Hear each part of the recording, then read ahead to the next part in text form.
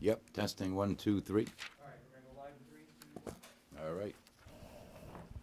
Good evening and welcome to the Monday, May 10th, 2021 Board of Selectmen meeting.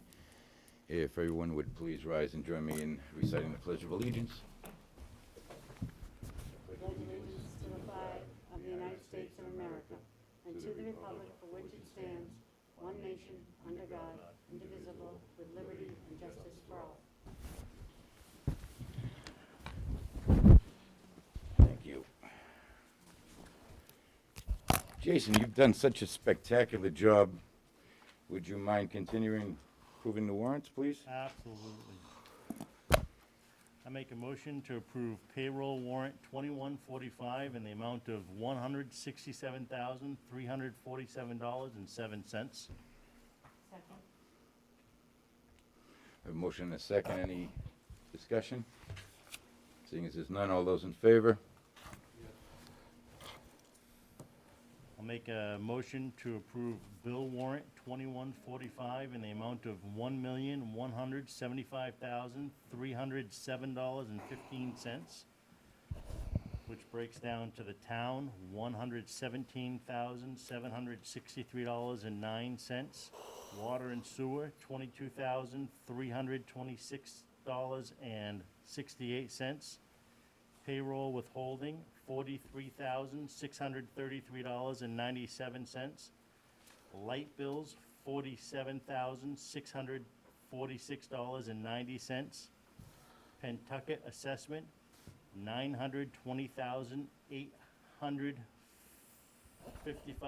$920,855.41, grants $23,081.10.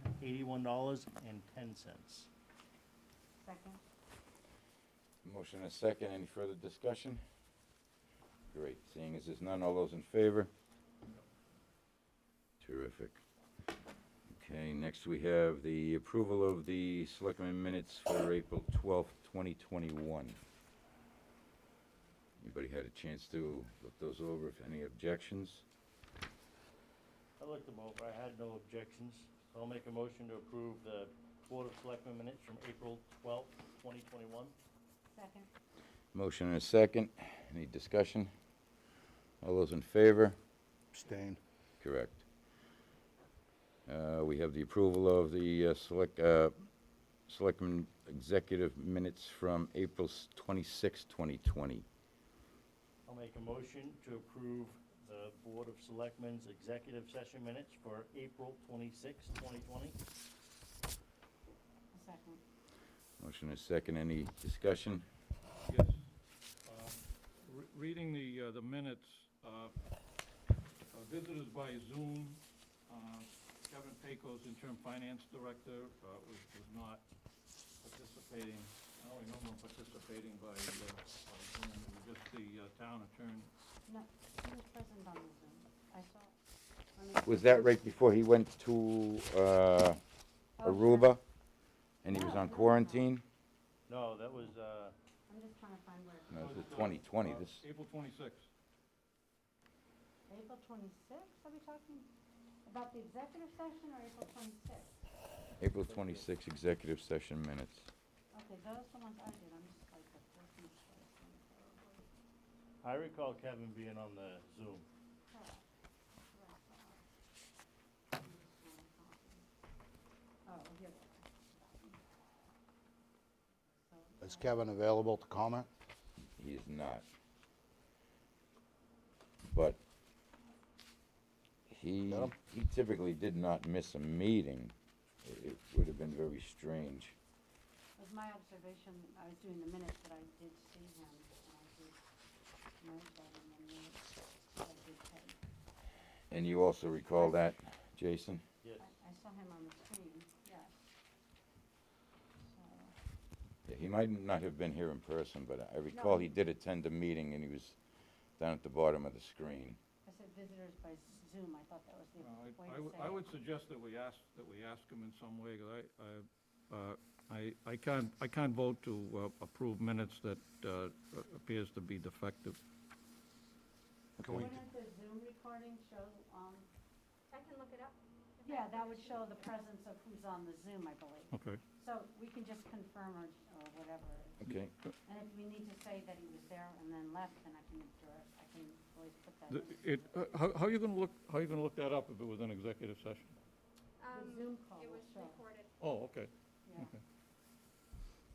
Oh, I'm sorry, I buried my microphone. I apologize. so we'll table the approval of those executive minutes? Well, Is that what the, are we gonna release them? Not yet, no, Well, because of the nature of the. they have to hearing. be approved for release at some point.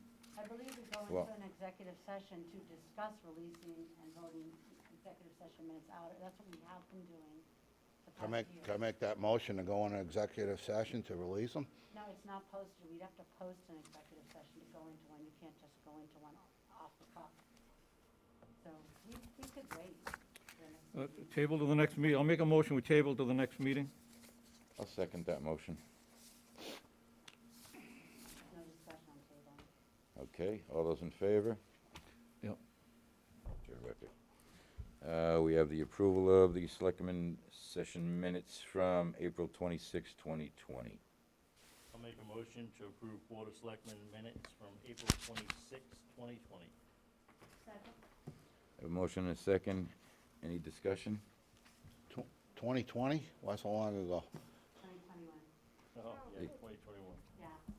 Same thing with the other one? Yep. I would best assume correct. So we have a motion and a second. Any further discussion? Seeing as none, all those in favor? Abstain. Okay, next we have appointments. Appointment of Israel Tree, I'm gonna butcher this name no matter what. Tricoci of Haverhill, Mass. To the part-time seasonal groundskeeper position at this Riverview Cemetery for $13.50 an hour, up to 19 hours per week, effective May 11th, 2021. I'll make that motion that we hire Israel. This is the time of year that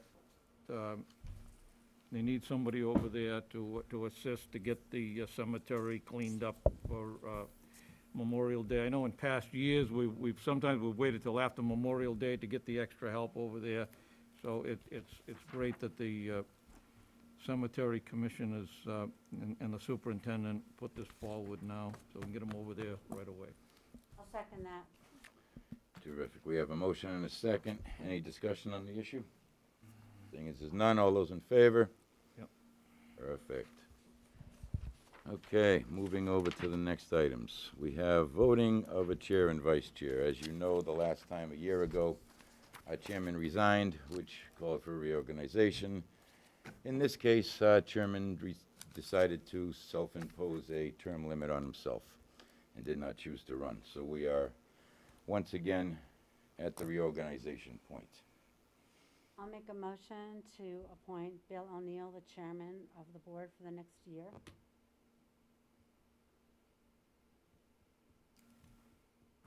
We have a motion. Is there a second? Seeing as there's none, motion fails.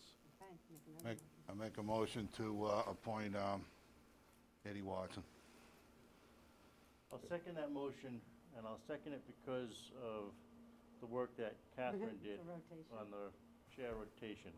I know when Mike Wood asked me to follow up and review that, I did. I thought it was absolutely perfect. I just don't think it needs to be formally accepted by the board. So that's why I will second Ed Watson. So that as Ed can chair. have a turn as a rotation? Yep. Mhm. We have a motion and a second. Any further discussion? Yes, I'd like to hear from Ed. What do you see as your job as a chairman of our board? Yes, I would, if it was voted by my colleagues, I would accept the position. I think it's something that is certainly doable. And, yeah, I would definitely accept it. How would you determine agendas for our weekly meetings?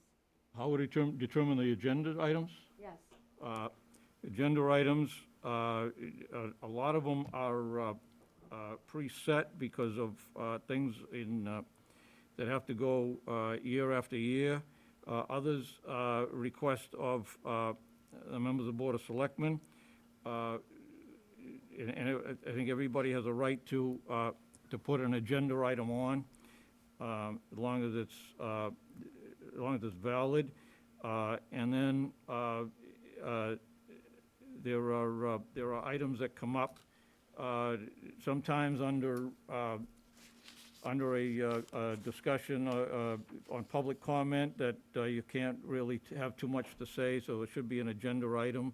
Sometimes there's items that come up under selectmen's time that, where you can't take a vote, so you might need an agenda item on those items. I think other than that, it's pretty straightforward.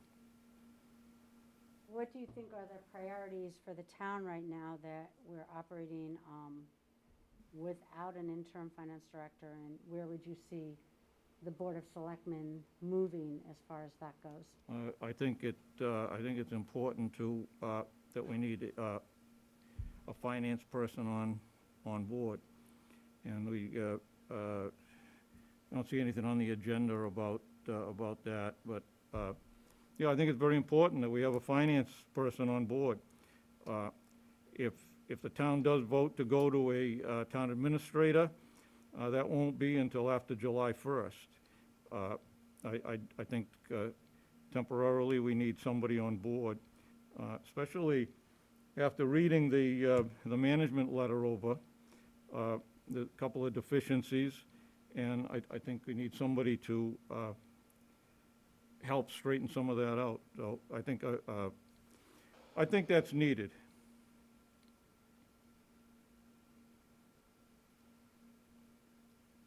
So would you wait for votes of the board to act as chairman and take action on things? Would you wait for our board to meet and vote on things? Well, as you know, the only responsibility of the chairman is to set the agenda and run the meeting. Other than that, that's it. So the board would vote on everything else? They have to.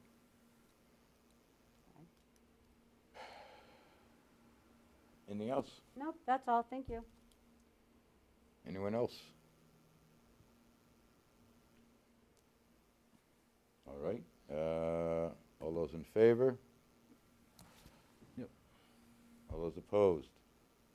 I'm abstaining. All those abstain? Yep, just don't have an opinion at this point. We'll wait to see.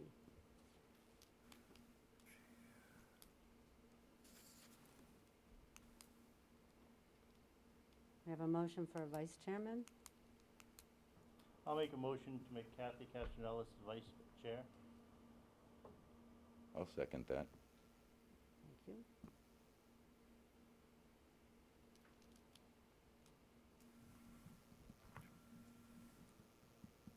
The silence is deafening. Well, I think you were just elected chair, so I'm Oh, I think you just have to kind vote.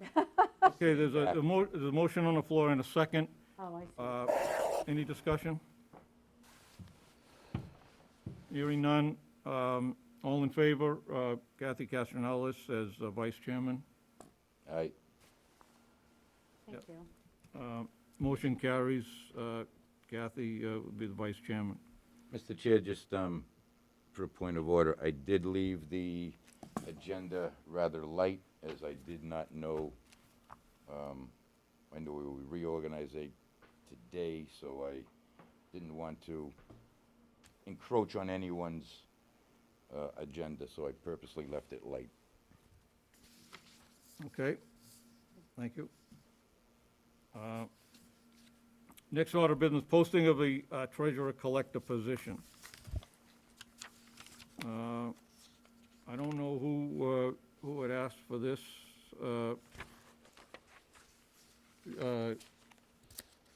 Any idea who asked for that?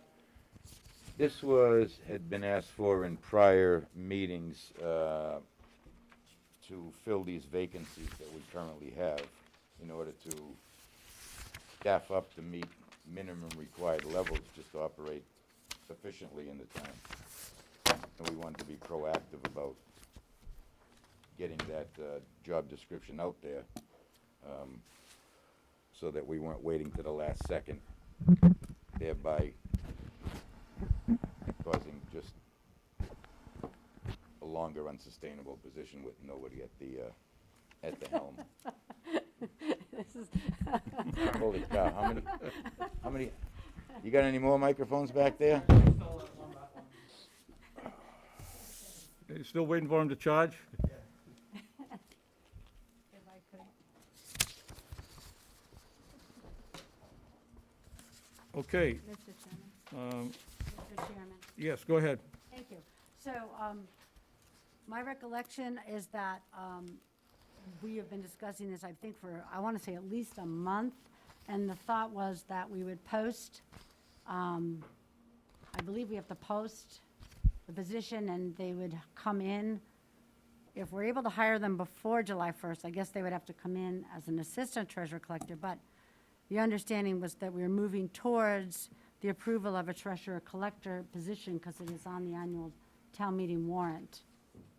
And that would be why we post now, so that we could begin gathering the resumes, so that we wouldn't have to wait even more months during the summer and miss out on possible applicants. So that's, I think, why there was a push to get these positions, get the job descriptions approved and posted, so that we don't lose any more time. So, when do you anticipate a job description? I believe we have a job description already, and if not, I can certainly provide one I've I didn't, gotten. I looked through, I didn't see it in the packet.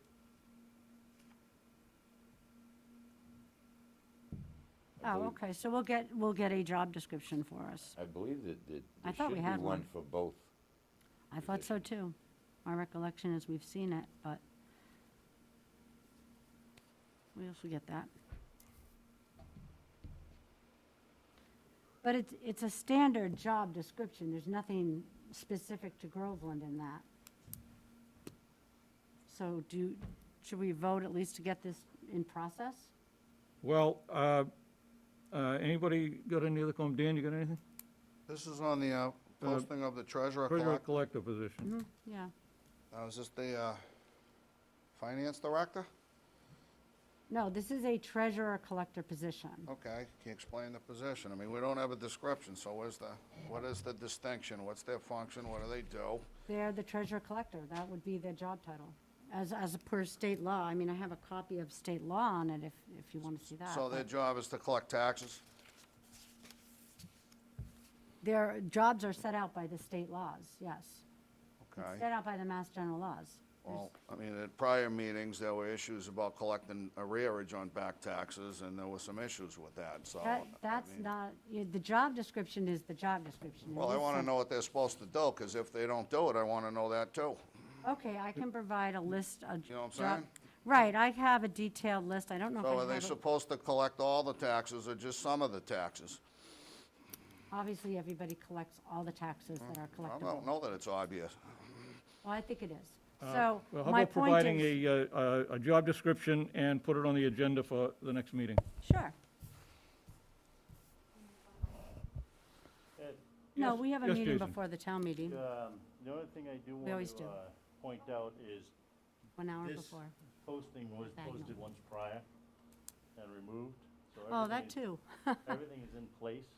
Yep. And I think it's important to get it posted, to get the resumes in, because this is our exit strategy to the current contracted position that we have that is filling that position in town right now. Yep. And the sooner we exit out of that, the more we save taxpayers money, because point. that is an expensive Yes. contract to have, which we don't have a choice right now because we don't have that position filled. So I think it's very important that we go ahead and get that posted so we can start the entire process.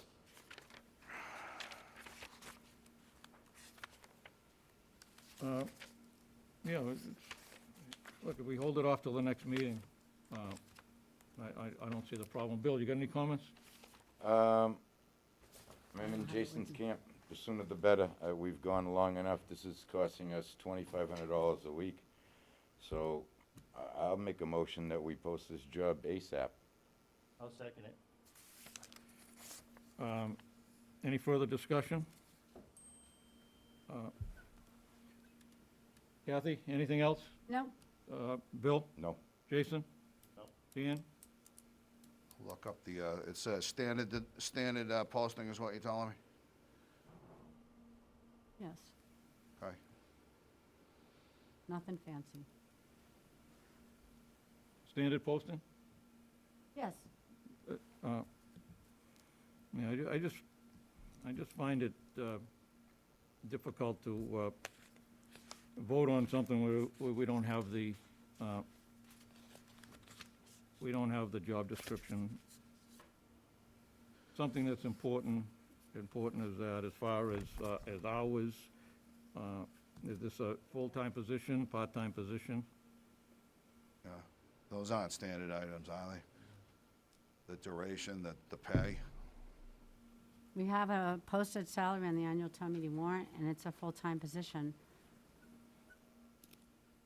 which I think is defined in our employee bylaws. And it was once posted already. The rates have been disclosed, the benefits, all of those things. Same as any What other. what is the rate? What we don't want to do is advertise something and there's a salary error, for instance. Just want to make sure that there's, Say that is up to the amount in the annual town meeting warrant. We're just gonna collect the resumes at this point. I mean, my point is that, and I think Jason's point, we are in a very, very expensive consultant contract right now, and creating a bigger deficit by the week, where we could, with everything opening up, potentially get a qualified person into the job now. These consultant positions are quite pricey to keep going. They're not meant to be hired for a long term, and in fact, town council, in approving the procurement of a town treasurer, told us that it could only be a temporary move. So to me, that means of a short enough duration, because we didn't post it, we procured it, the contract for the consultant. And the consultant is a certified treasurer, I assume, and that's what we're looking to hire, someone fully qualified, because we do not have that expertise in-house right now, and we really need it. Just looking at the job description, Catherine gave me a copy of it. Supervision required, position works under the direction of the finance director. We don't have one. I'm just looking here for pay, and I don't see it here.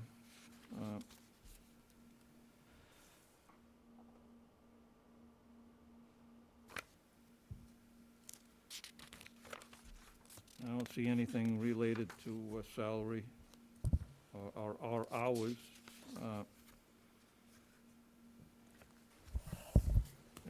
Dan, I'll hand that over to you. You see if you can find something there. So we do have a motion and a second.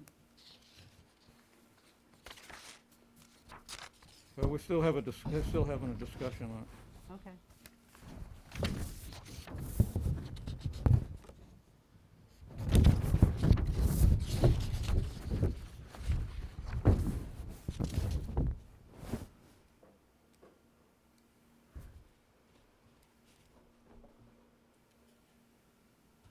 there's a complete job description is available on the town website. But it could be. Yeah. How soon can you post it back up? Just for throw it out there, $2,500 a week times 52 weeks is $130,000 a year. Yeah, but we still gotta do things right, so. Well, yes, we do, but the only difference between this $2,500 a week and the job description is that one person's an employee and the other person's a contracted consultant. They're both certified treasurers. We're just proposing to at least start collecting the resumes, anticipating that we would be able to hire a treasurer, given what's on our annual town meeting warrant.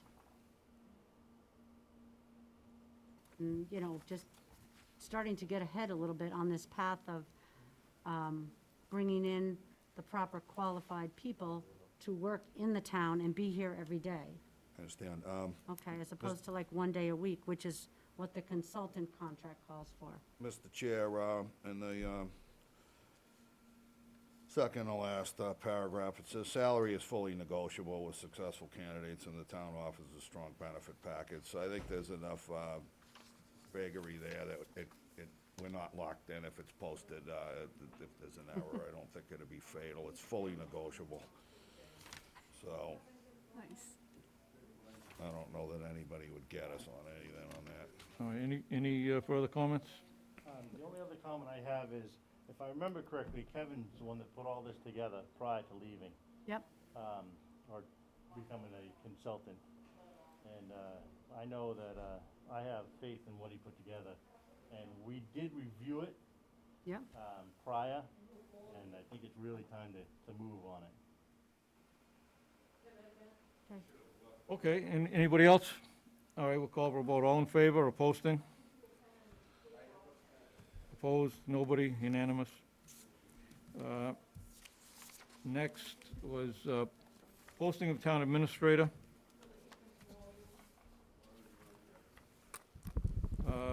I don't know who asked to have this put on, but whoever it was, go ahead. I believe this was also carried over from the same meeting as the last time we went over the treasurer collector position. And again, Kevin did put this all together, all in anticipation of being able to fully staff the town hall. And the sooner we act upon it and the sooner we start collecting the resumes, the sooner we'll be able to be in position to make some decisions and fill some of the vacancies that are creating a lot of upheaval in the town hall. Okay. Kathy? I would agree with Jason's statements that I think that we need to stabilize the day-to-day management of this town hall, and by the Board of Selectmen taking some action and getting some jobs posted that everyone who works in this town hall is well aware we need, we're showing them that we're hearing what they're saying and we're responding to it. And obviously, posting this and collecting the resumes, we'd have to wait to see the results of our town meeting, but by starting tonight with a vote to do this, we're just taking action towards doing it. We're not doing it until we hire somebody. And we won't do that until town meeting fully discusses and votes on this. So I just look at this as being more proactive as opposed to reactive, waiting till after town meeting and then scrambling to post. So proactive, I say we post, and then we go through town meeting and we'll know what we're supposed to be doing going forward. And in all likelihood, to be honest, the kind of potential people that might apply for town administrator might possibly be still interested in a financial director job if that were what we end up with. I'm not saying they all would be, but it's possible. Similar qualifications and backgrounds required for both positions. Financial background in public administration and managerial background. So I think it's proactive. Catherine, go ahead. I do not have a write-up of the town administrator like I do the treasurer collector, so someone would need to do that. I'd be glad to take a run at that using the write-up from the town attorney and just, I'd make it as Selectman McDonald said, put the right vagisms in there. But, you know, the general core description of the job and duties are in the document that we received from town council. And that would be the action that would be put forward on the town meeting floor as well, so. Bill? I think it's on here for very much the same reason as the prior item was on here, to be proactive with the situation, so we're not lengthening the situation we currently find ourselves in, which is not sustainable in the long run. So I'd make a motion that we post this job again ASAP, so that we can begin to gather resumes and find out what we have out there. I'll second that. Okay, motion made and seconded. Any further discussion, Dan? Yeah, I think it's premature, it's not ripe. It's jumping to conclusions that a town meeting will vote in favor of a town administrator. I think it's a little bit, it's not just proactive, it's a bit, seems like a foregone conclusion. I think it sends the wrong message to post that, and then if people go to town meeting and say, what am I voting on? They already decided it at the Board of Selectmen. I think it's a bit big-headed of us to put that on prior to a vote of town meeting. It's preemptive in terms of the respect for the voters of this town. So I'm absolutely opposed to it. If it passes at a town meeting, does it cost $2,500 a week to wait for this one, or just the other one? So if it doesn't cost anything, we could, if it passes a town meeting next week, we just post it thereafter. Simple. It's, time is not of the essence on this particular one. I could see the argument for the other one on, you know, clock is ticking, you're paying a consultant $2,500 a week, you know, assuming you fill a position, the better. But this one, that's not the case. It's not the same set of facts. Anybody else? Kathy? Well, just to kind of frame this properly, it is a very similar set of facts, because depending on what happens at town meeting, we cannot hire a financial director and a treasurer collector without changing our special act. You know, the town has been moving forward towards this and assigning increasing responsibilities to the financial director of an administrative nature, and that's why this has evolved to this point. And I feel that to at least start seeing what resumes are out there in advance is at least doing something versus doing nothing. We can't do two things at once. If we post the treasurer collector, we should post the town administrator. And, you know, I just have confidence that people want the town to be well-managed. And when you talk about the cost of doing nothing for a week, it's hard to quantify the cost, but let me just say that the day-to-day administration of this town is vital What do you to mean the by, town's. what do you mean by doing nothing? I'm not done with my sentence. Continue. You're not the chairman. Go ahead. Are you done? Okay, no, would I like you to ask him to let me finish what I'm saying you- before I you did. interrupt? I'm not going to get cross-examined while I'm in the middle of a sentence. Withdrawn. Thank you. So I guess my point is just simply that, you know, I'm not trying to be fancy or deceitful. I'm being totally transparent that the day-to-day management of our town is increasingly vital right now. We've been operating, we tried operating with part-time, it does not work. We know that. We've seen the consequences of that. We need to move forward, and this seems the most likely thing to post. And then, obviously, if a different decision is made at town meeting, we'll have to revisit both of these postings. So for now, I would say post the pair and start to see what's out there, and at least we'll have some idea of the level of interest in working for the town of Groveland. I think that would be helpful to us.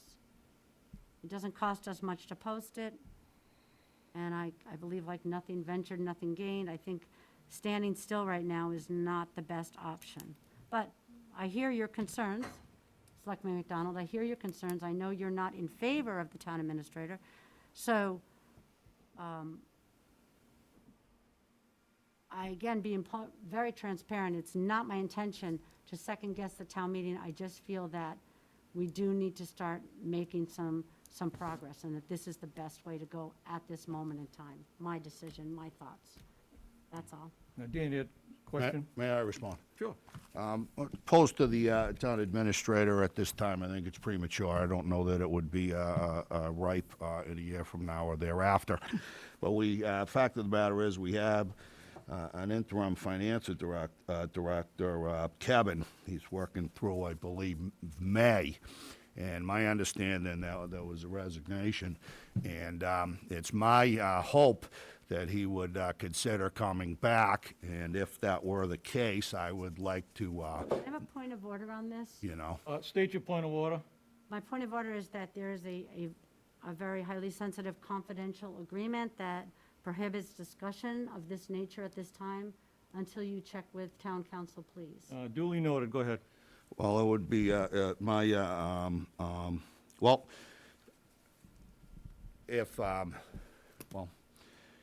if, could we set up put it on the agenda to make the inquiry to see if he would be interested, ask town council as well as Kevin, I have and, a point of order again, Chairman, please. What is your grounds for allowing continuing the discussion? it's a question. I'm asking the It's a chairman. question. It's a question. What's your point of order? My point of order is that there is a confidential agreement that was reviewed in executive session by yourself, so you're aware of the contents of the agreement and what was stipulated to, and that it was duly signed. And behalf of the town, and And to I'm just- respond to your point of order, so far, he hasn't mentioned anything. He wasn't even at the meeting. I wasn't there, how can I breach? He wasn't at the meeting. No one else in this room can discuss it, so I'm asking questions, can we revisit the issue? And that's a valid question. I'm not disclosing any confidential information. I was not there. I was not privy to it, and the executive session minutes have not been released, to my understanding. Is that correct? So what is it that I can breach? I'm flying blind here. I'm just trying to make inquiry as to what transpired and why, and whether or not we could revisit the issue.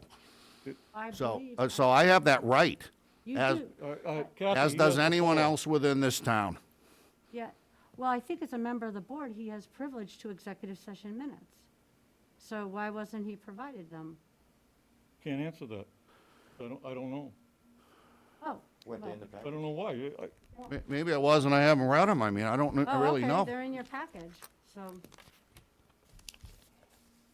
I guess that's what I'm saying, is you have the privilege of reviewing this information. That's So, what I'm saying. Selectman Castellalis, Yes. how is it procedurally that I can revisit this issue under the law and under the confidentiality agreement that I wasn't present with? I guess my point would be we'd have to. You're confer- saying that I can't revisit, or there's no way? I don't know what you're saying. I know that you have the agreement, you have not reviewed it, and I'm just saying you need to review it, and then you need to ask the proper questions, perhaps in an executive session. This is executive the, session issue. Yeah. The minutes of that meeting were included in the packet, but the confidentiality, It's in there. confidential agreement was not. Yes, it is. I Yep, didn't it's have in it there. in here. I saw it. That's why, because I thought, well, does Catherine still need it? And they said, no, she has it.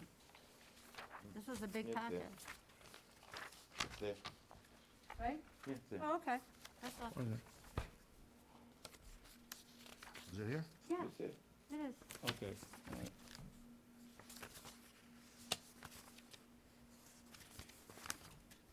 What I'm trying to make, Selectman Castellalis, is there are alternatives to the town administrator being posted.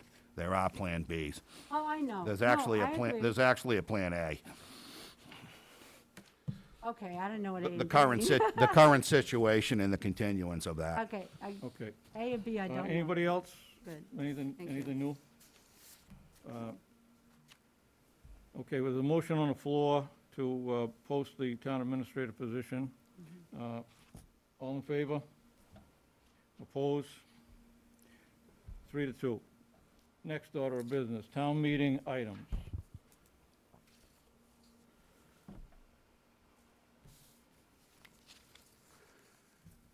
And this is is this referred to the town warrant, obviously? At whose request was this on there? Whose item was this? I do not recall, Mr. Chair. It might have been in regards to the special warrant we discussed on Friday, which I signed and got in this morning. I think Catherine wants your attention, sir. Yep, Catherine's raising her hand.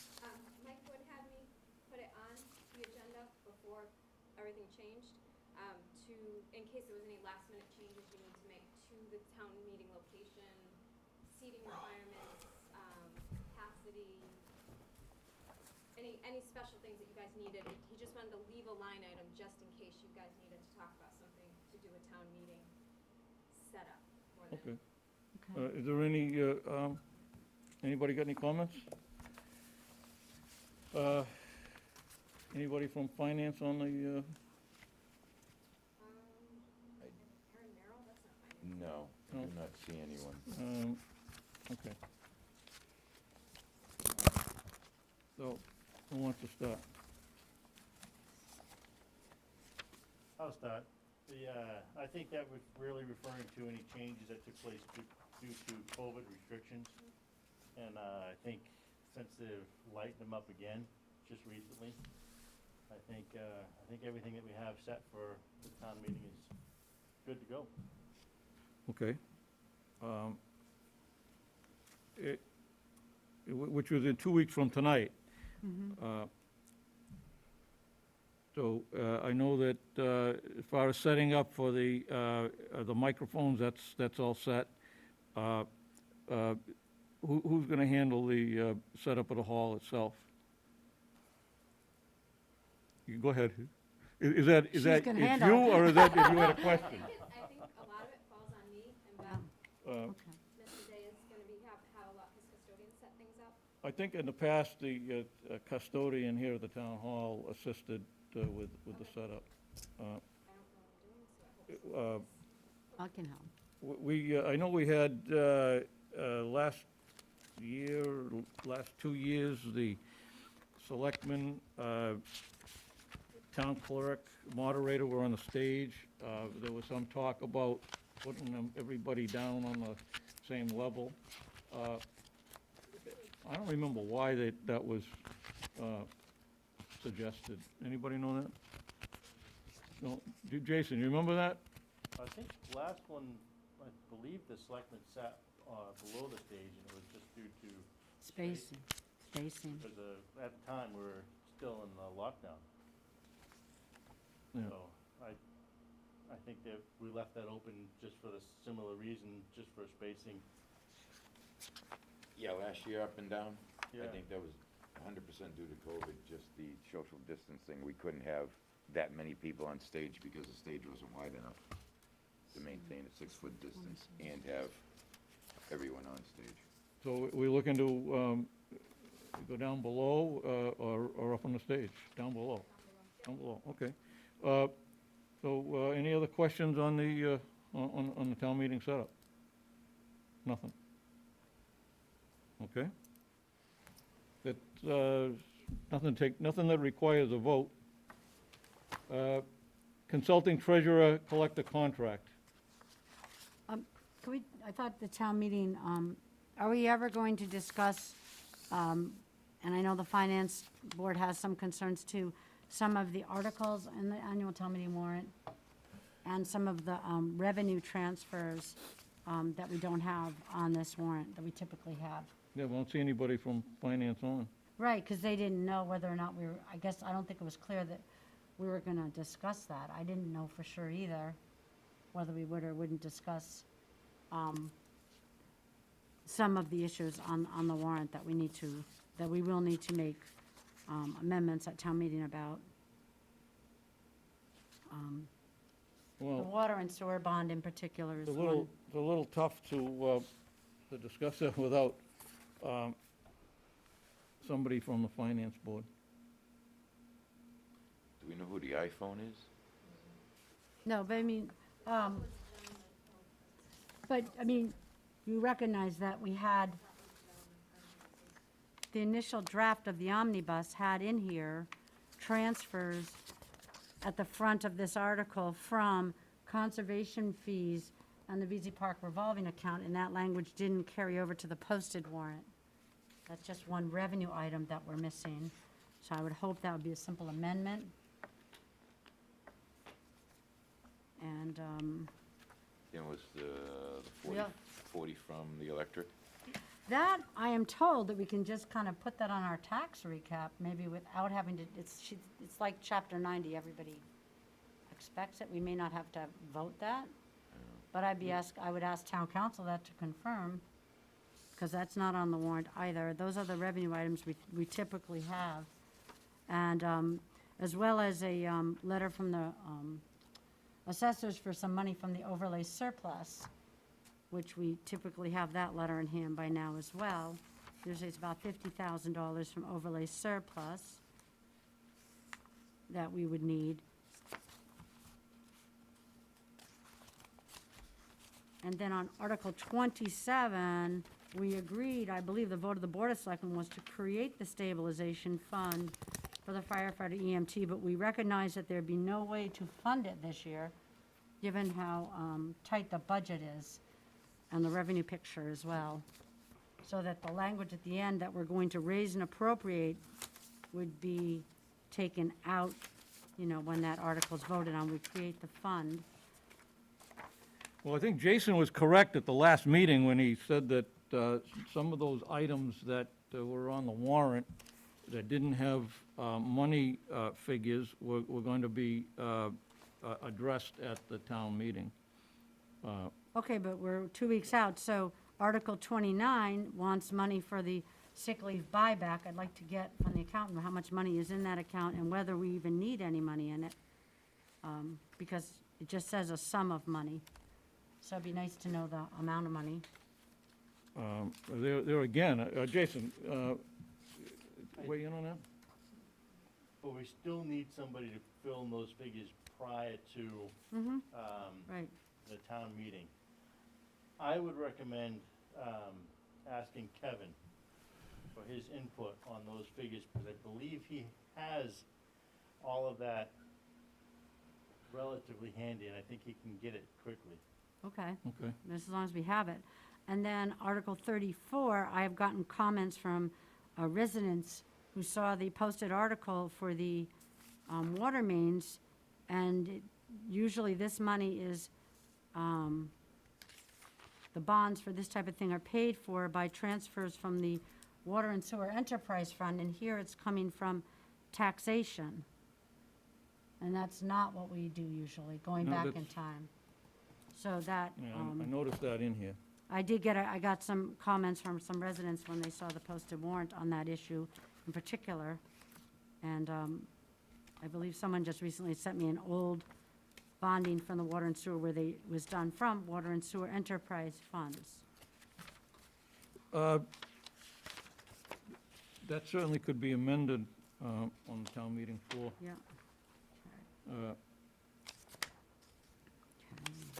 Jason, anything else? No, not right now. Bill? No. Dan? And just to note that we would need to correct the totals on the omnibus because it was noted in our past meeting that the totals are not correct as well. It was also noted that they're in the wrong column. That the finance Oh, board's recommendation should be in the far right corner, and they're kind of stuck in the middle right now. are they? Oh, wait, I believe so. let me look. Someone else pointed. Oh, yes, the finance board recommendations are the recommendations that the town moderator reads. Right. So we can't move that column at this point. No, we're just gonna have to Highlight it. highlight it and Yeah. remind the moderator that, and everyone else in the audience, that we're working on a different column than the last 20 years. Dan, go ahead. Noted. Dan, go ahead. This is what, relative to? To the town meeting articles. I agree with you. I mean, you can make those changes on the town floor, so what do we? Right, we just have to get them all lined up, that's all. Yeah, There's quite a few of them, so I'm just saying, be aware so that there's a lot. Jason, your suggestion would get Kevin on board to Yes, help us I out with that? believe, do you have you had a bullet points of all the, I did, of everything that you felt that we needed to clarify? correct. Right here. So if we could get that over to Kevin, I think he's already aware of that because that's why these were written this way. Was because there was gonna be a motion on the floor that, filled in those blanks. And so I think he has a good handle on that. So I'd recommend that he can go over that and fix that. Well- And And I, make those I remember him saying it would be amended on the floor, but I don't remember why he had something to do with the, wouldn't have all the figures in, I think it was. On some of them, yeah, it was Well- different things. To be specific, let's be specific here. So there are, first of all, we're doing a special town meeting to take care of the transfers, so there's Article no 3. need for Article 3. Because we're taking care of that specifically in the special, and I think that's the way people are accustomed to seeing things transparent, the amounts posted. So that will not need any more work on it, and there Well, was. perhaps, So I can revise that list a little bit. There was something with bond premiums that I'm still not quite sure why we're doing that. It sounds like we're gonna take money that we borrowed for something and do something else with it. And I just, was not comfortable with that language. well, I know he's working as a consultant, but it almost sounds like we need him at the town meeting, Jason. No, actually, just the consultant would suffice. I just would But, need to, Kathy. have the motion. Kathy, wait till you're recognized. sure. Jason, those questions, don't you think that he should be at the town meeting to address some of those? I think the first step would be to get him to write it up, so potentially we could have a meeting prior to the town meeting to make that decision. Well, we do have a meeting scheduled before the town meeting. Yeah, that would be Right. perfect, because we could go over it, we could make a decision on whether or not that he would need to be there to either speak or even just to give us clarification. I would probably recommend that he maybe attend the meeting prior, just so we could make sure that we go over everything, we answer any questions that we have the proper verbiage, and everybody's in agreement on it as we go into town meeting. And if we achieve that, then I would say he wouldn't need to be there at the meeting. Okay, Kathy? I agree with Jason. I think that we should understand it well enough so that we can say it. If I can't explain it to the town meeting, then I don't want to put it before them. So I'll take a look at my bullet list, because now that we posted the special town meeting, that changes it a little bit. Definitely, though, those bonds for the water pipes coming out of the tax rate, that's a concern. And of course, the revenue that we don't have coming in the warrant that we typically do is a concern. Well, we should make sure he gets a copy of these changes, and he can weigh in on that. Maybe you could send us out an email to everybody and explain it. Okay, anything else on the town meeting?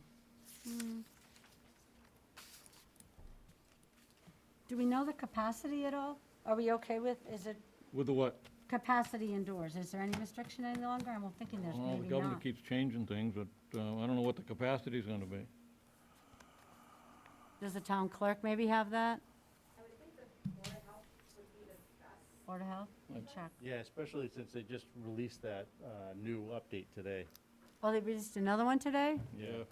Oh, okay, so they For just, fully vaccinated people. Yeah, very. so we have to separate our There- town there's- meeting? Well, there is a caveat to that new Okay. guidance. Huh. Which is an interesting thing, because I think I don't think you can ask people if they've been vaccinated. I think it's against the HIPAA laws. Yeah. But, They can ask a child if you're vaccinated before they let them into a public school, so I don't understand what the difference would be. that I don't know, but, oh, that's just my opinion. Or anything else on town meeting items? So we'll have Kevin weigh in on these, maybe you can email everybody. Okay, consulting treasurer collector contract.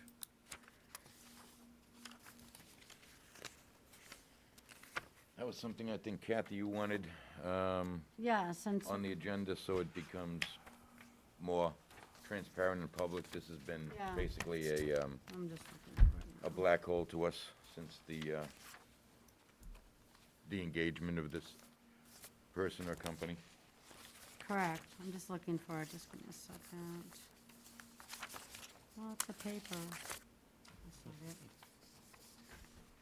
Mhm. That's not it. So it's like the last thing. We had that and also a bill, right, Catherine, is that correct? Yeah, he's asked me for a breakdown of what he's been working on, and that was in the, Okay, bill. because the last time I asked about it at our meeting, I was told that we didn't have any bills. And now I'm looking for everything, of course you can't find it. Oh, yeah, this is the And this- contract, I have that, but I have lost track of the bill. This Oh, there bill it is is, as nope, I of, found it. Okay, so, my understanding, have we paid this bill? Has this been through a warrant yet? I think it might be in this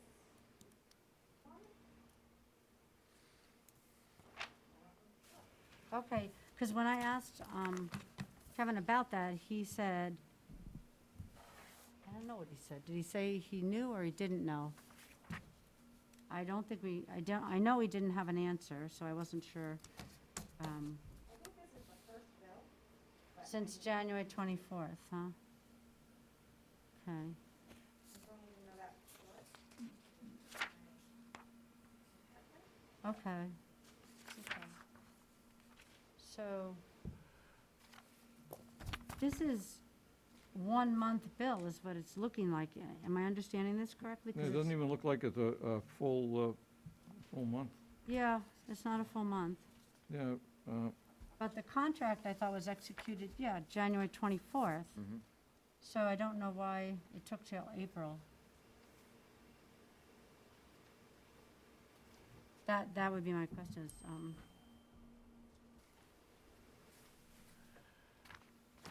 actually, for the month's work, that's not that much money. well, it's not that many hours, if I'm reading this right. Well, if, Can I just ask, is the quantity in hours on this bill, is that what I'm understanding it to be? It says quantity and then rate. Right? gotta be. Yeah, something's, Okay, so travel time was 166 hours? Or is that 166 miles and 56 cents? That's by 166 mile. miles at 56 cents a Okay, mile. yeah, that makes more sense. That's miles, I get it. And then this is hours, and this is miles. Okay.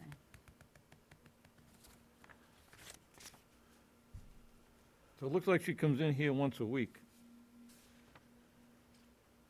That's correct. But that's only been twice. 2 weeks. Yeah. Or 3 times. I said, wait a minute. 1, I think it was Michelle. Oh, she had to leave early one day. I see that. Okay, I get that. yeah, but the travel, we only went halfway one time. What? We only went halfway. It's 166 each way until you get to the bottom. Travel 83, so we only went halfway. Yeah, only one. Now you're really gonna confuse me. I don't know, but I'm just saying that, I don't, we have a map, I guess, okay. So there are no invoices from this person prior to April 4th? Yeah.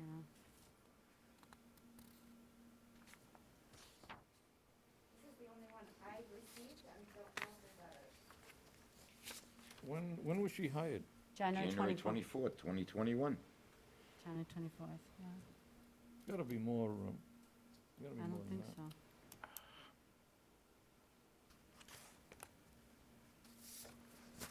Well, this is the only one that hasn't been paid.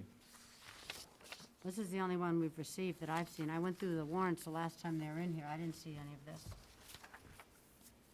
And I asked Kevin about it specifically, and I believe that there was not a bill at that time. I think this is our first bill.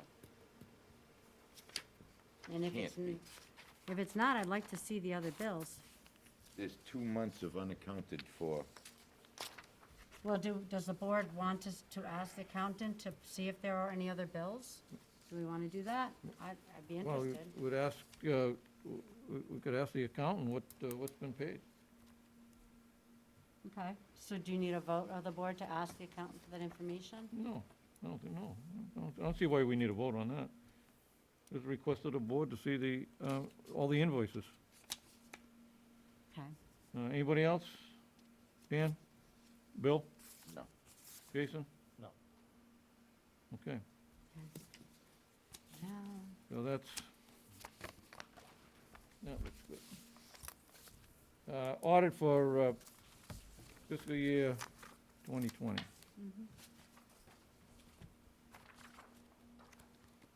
Anybody look over the paperwork from the auditors? I did, because I left it at the house. oh, do you want to look at mine? I have a digital copy, so you're welcome. Are we gonna have the auditors come before us as they usually do? I I believe thought they were in they're the outside parking lot. waiting. Oh, Out there they're in the here. hallway. Yeah, I think they're out there. Okay. Do we want to do Jason. that, excuse me, Mr. Chairman? Hold it. Jason? Could I make a suggestion? Sure. Could we, just make a quick skip to the garden club to Thank you, move that yeah. along? Excellent suggestion. Anybody, No objection. no I was gonna no say the same opposition? thing. Diane, you're up. Hi. Yeah, Thank you, sure. Diane. Sorry about that delay. Thank you, thank you. Are you here on the renewal or on the bulkhead replacement? I'm here for 3 reasons. 3. The most important is the lease renewal. Is the Oh. what? So the lease renewal, Yep. and I have a copy here. I think I sent it to Jason, and I sent it to Catherine way back when. It's like $1 a year, right? It's $1 a year for a 5-year term, yes. Yes. It expired in December during the pandemic. Nobody did anything about it, and so we'd like, the garden club voted unanimously to ask for it to be continued. Okay. And so we would respectfully ask you to keep that going, since the club has been taking very good care of the building for over 50 years, as it turns Thank you. out. So I make a motion to renew the 5-year contract of the Little Red Schoolhouse lease to the Garden Club for a 5-year term at $1 per year. I'll second that. Second, motion and a second. Any discussion? Hearing none. All in favor? Opposed? Nobody? Thank you. So We're all set on that. how does this happen? Do you develop this and get it signed? You would do, Yeah, I don't know whether she's, you would do the we'll signing? ask Catherine when she comes back if she has drawn up an agreement. Did you, by any chance, draw up the rental agreement to be signed for the Little Red Schoolhouse? For the new one, no, but I can do that, yes. Okay. Okay, just All get in right. touch with me when it's ready. Will do. Thank you. So the second issue is that The bulkhead. the bulkhead. When I mentioned this to Kevin, he said, "Don't worry, we'll take care of it." He asked Rennie to come up with a bid for it, and Rennie did. And then my understanding was that Kevin is gone, but I don't know Right. what you guys are doing with that. But the bulkhead can't wait for some other minor repairs. I'm hoping to write another CPA grant in the fall. Okay. Much smaller than the last one we did, which was in 2009, which was when the major part of the building was repaired to get it in shape. And we had a CPA grant of 50,000 at that point. Okay. The roof was done, the siding was done, the painting was done, shored up the flooring, new windows. We spent every penny. But for some reason back then, 12, 13 years ago, the bulkhead was ignored. It probably was in decent, okay shape at the time. It's falling down on its seams. It's rotted. Okay. There's carpenter ants in there, and it can only get worse. And Rennie's brings on me- the Zoom. Can we see if he has anything to add to this? Rennie, can you hear us?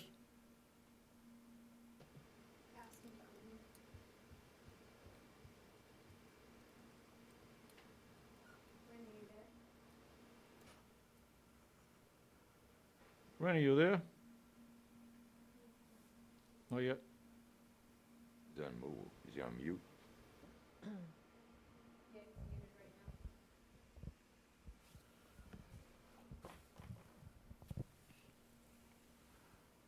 now. I'm- You're all set. Rennie, can you hear us? Yes. We're discussing the bulkhead replacement. Do you have anything to add to that? I did get a quote, from a local contractor. Due to the fact that everything, products, supplies, so on and so forth, has been through the roof. You know, I consulted with Kevin about it. He obviously had 1,000 things on his plate. We never really made a decision. But it just was, no one pulled the trigger. I didn't know where the money was coming from. I never got the go-ahead, basically. Okay. This is the 1550 that's in front of us? 1,500, yeah. That, for the work out there, that doesn't seem to be a bad price. It's not that bad. It's the, like I said, normally, I feel like a job like that would be around $1,000 to $1,200. It is a few $100, you know, elevated because of where the price of wood is and everything. We were gonna look into some other avenues, but like I said, it didn't really get any wings. I think it was something that Kevin was talking about rolling into the capital, if there was some money left over from the carpet slash, the roof projects and window projects that were going on. So I just didn't know where the money was coming from, and I didn't have any direction to say, you know, give someone a go-ahead or have someone sign off on it. It sounds like that needs to be another question that we have to ask Kevin. Go ahead, Kathy. Well, I'm looking at our town repairs and maintenance budget. I'm assuming that's for our town buildings, and I believe we own the Little Red Schoolhouse. And it looks like it has $7,000 in it, repairs and maintenance. So I would say that we could expend the money to make the repair. And of course, if for any reason something else breaks, we have the power since May 1 to do line item transfers within the town budget. So it really doesn't require much of a consultant. We just need to decide if we're going to make the repair or not. And I would say, yes, we should make this repair. It's a town building. Oh, it definitely needs to be done. Dan, go Right. ahead. So again, I'm looking at the repair and maintenance line item funded at $35,000. At the last variance report had $6,992 left in it. Don't you think it would be a benefit to find out if that's earmarked for something else? Well, we could certainly ask the custodian, Steve, here, and see about that, but I don't see why we don't vote to make the repair, because it needs to be made, and we're not gonna watch this cave in. I don't think it requires a lot of consulting. It's a repair. We have a town building no, repair cheap line enough. item. Okay, Dan? What's it cost, $1,500? Yeah, 1550. Small. We got the money, is it just a matter of what pocket to take it out of eventually? Pretty much. Bill? No, it seems cheap enough. I mean, I don't see where this would require another $55 an hour consultant to make a $1,500 decision, and, you know, it's so obvious that just make it happen. Thank you. So Jason, anything to add? No, I just like to go ahead and make a motion that we go ahead with the repair as in this quote from Rennie for $1,550. I'll second that. Oh, this is Well, we do have a Yeah, letter from the assessor.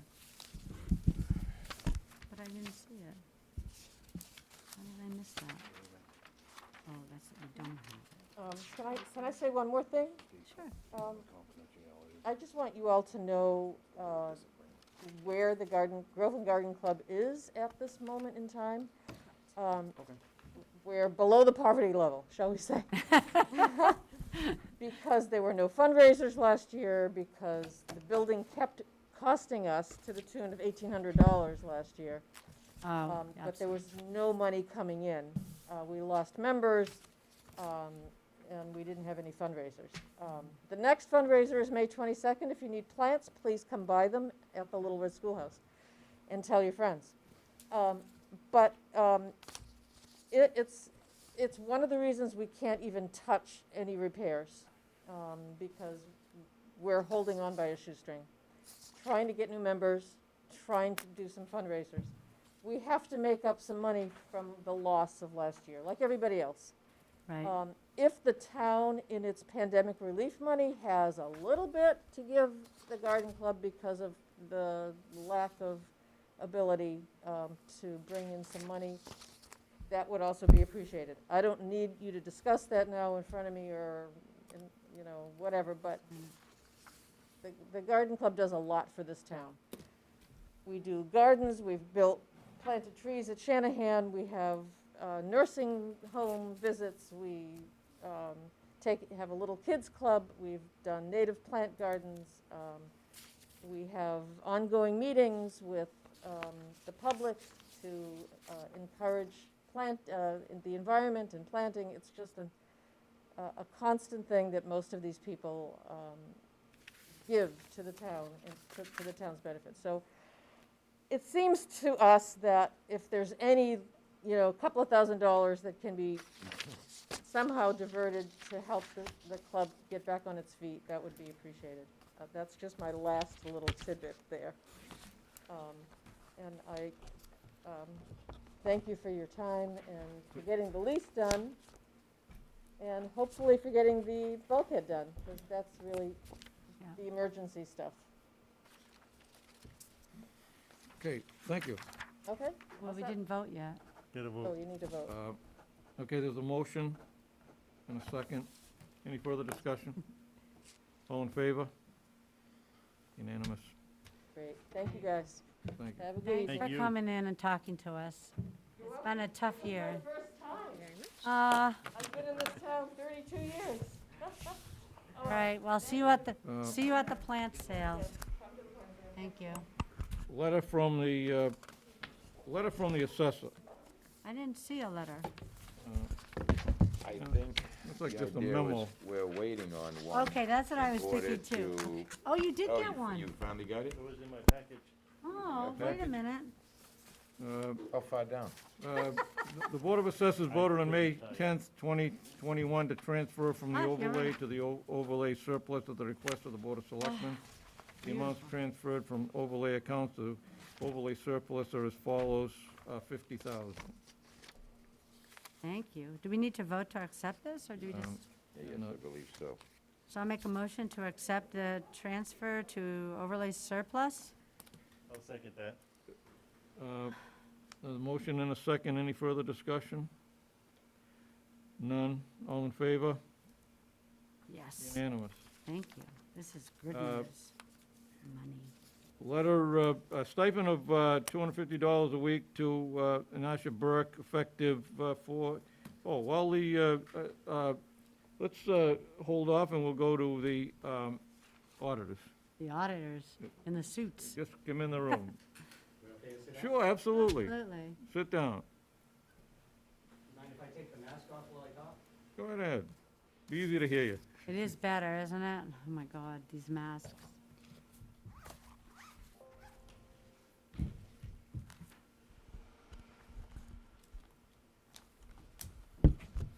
Can you just introduce yourself? Yes, I didn't know if you were ready for us to get started or not, but.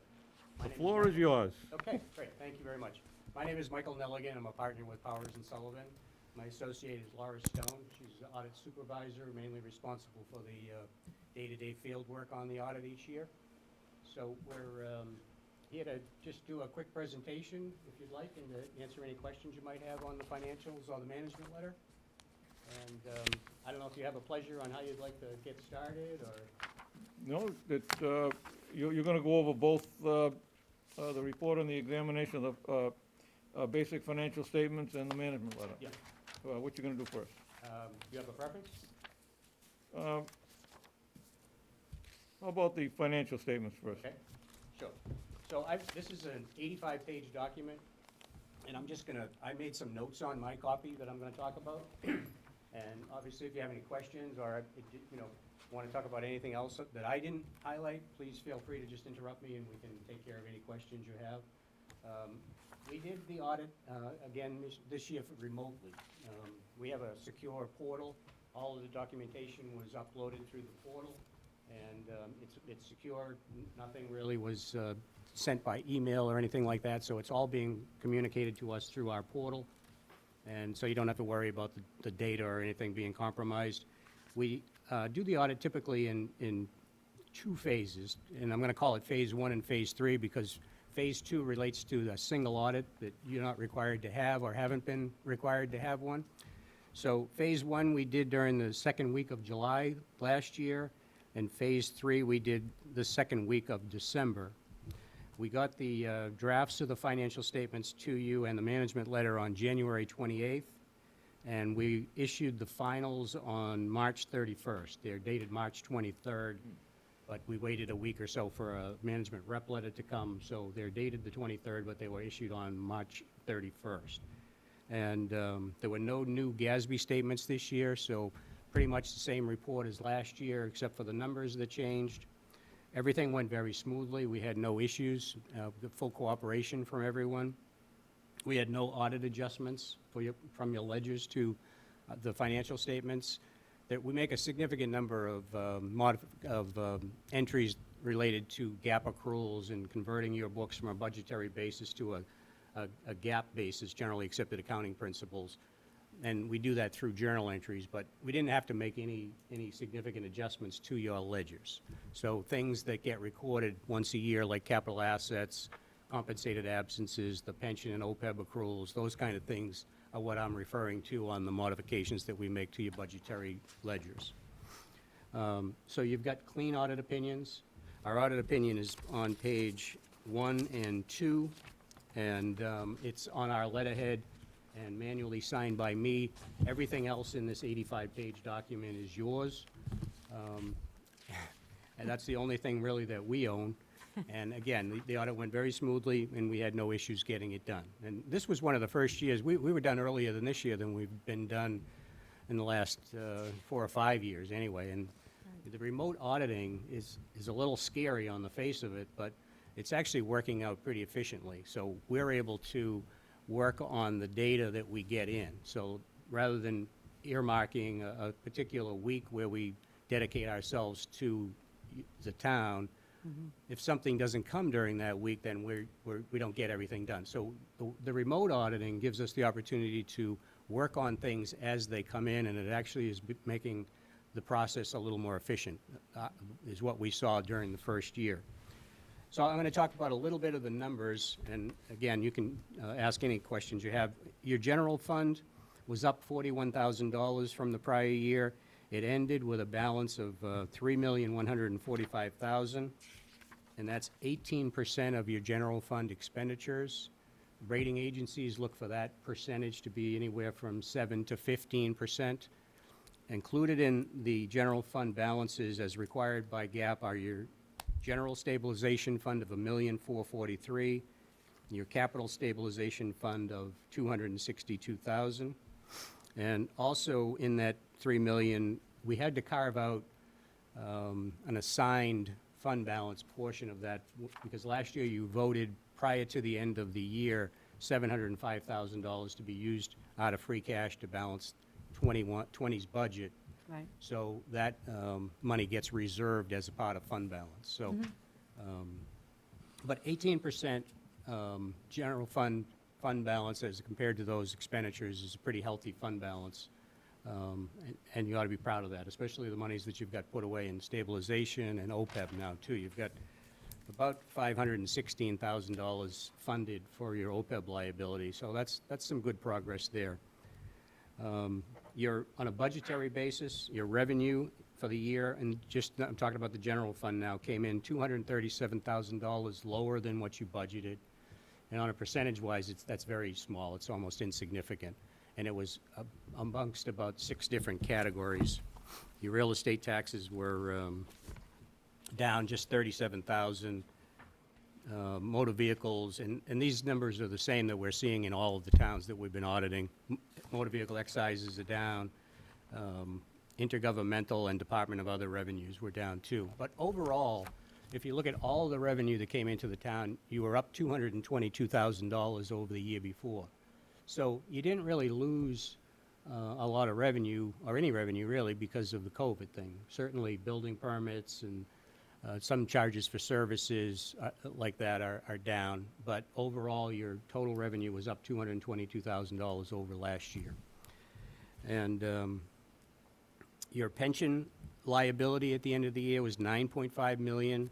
Your OPEB liability was $5.6 million, and both of those numbers are just up a couple of $100,000 over what they were the year before. You had no new long-term debt. Your total debt outstanding at the end of the year is $3.4 million for the governmental activities, $2.7 for the water fund, and $610,000 for the sewer fund. The light plant has no debt outstanding at the end of the year. You also have an $182,000 bond anticipation note outstanding for police, fire, and some highway equipment. So that's been rolled over this past year too.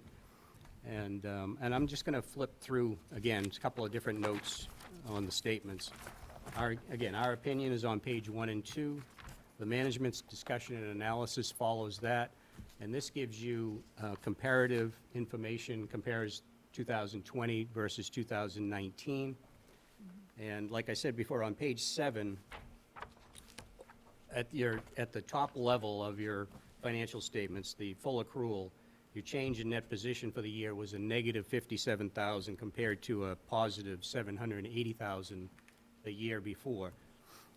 And so your revenues in total were up $222,000. Your expenses in total were up just under $1.1 million.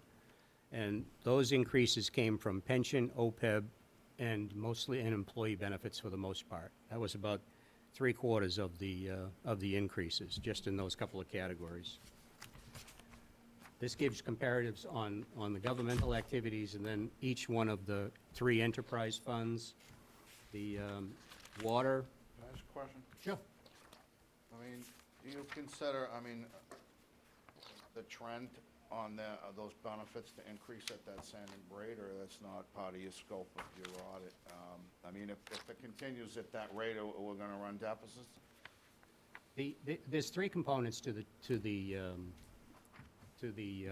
liabilities. The pension and OPEB amounts are determined by actuarial studies, and those are based on mortality factors, how much you've got funding in there because it affects your discount rates, and return on investment on the assets that you have set aside for those benefits.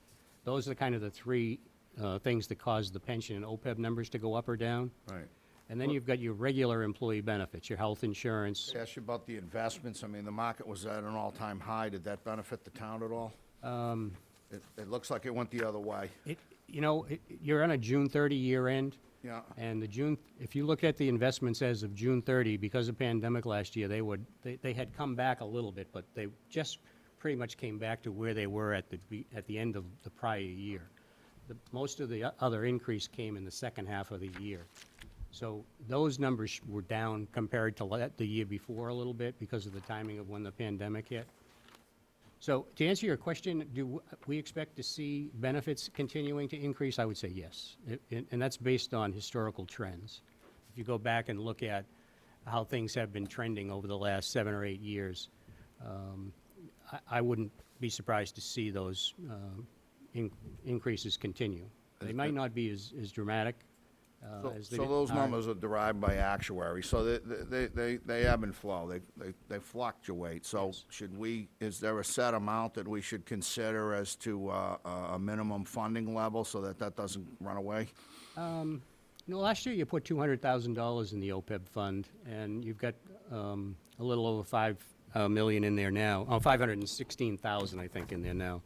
Yes, 516,000. 516, yep, you told us that, I wrote it down. Yeah, the OPEB. The more you Yep. put it, the more you put in the OPEB, the 516, higher your yep, you discount told us rate that, I will wrote be, it and the down. lower your liability. The more you Yep. put it, So- the more, that's kind of what you're looking for, is creating a critical mass in that fund where you've got, you know, $4 or $5 million ultimately in there, and that'll give you a higher discount rate, and again, the liability will go down. But what we've been seeing is, yes, those liabilities are continuing to grow.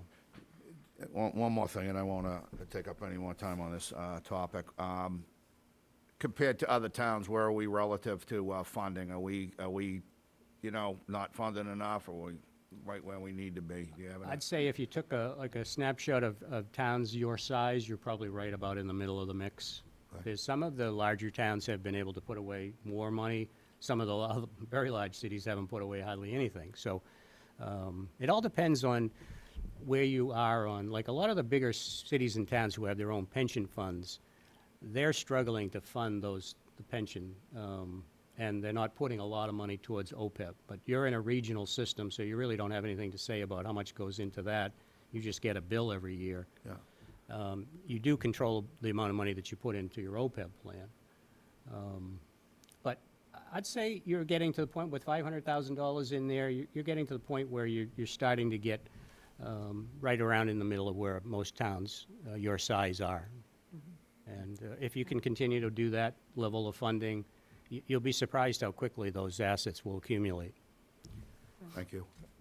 So where I left off, I was going to just quickly talk about the revenues in the three enterprise funds.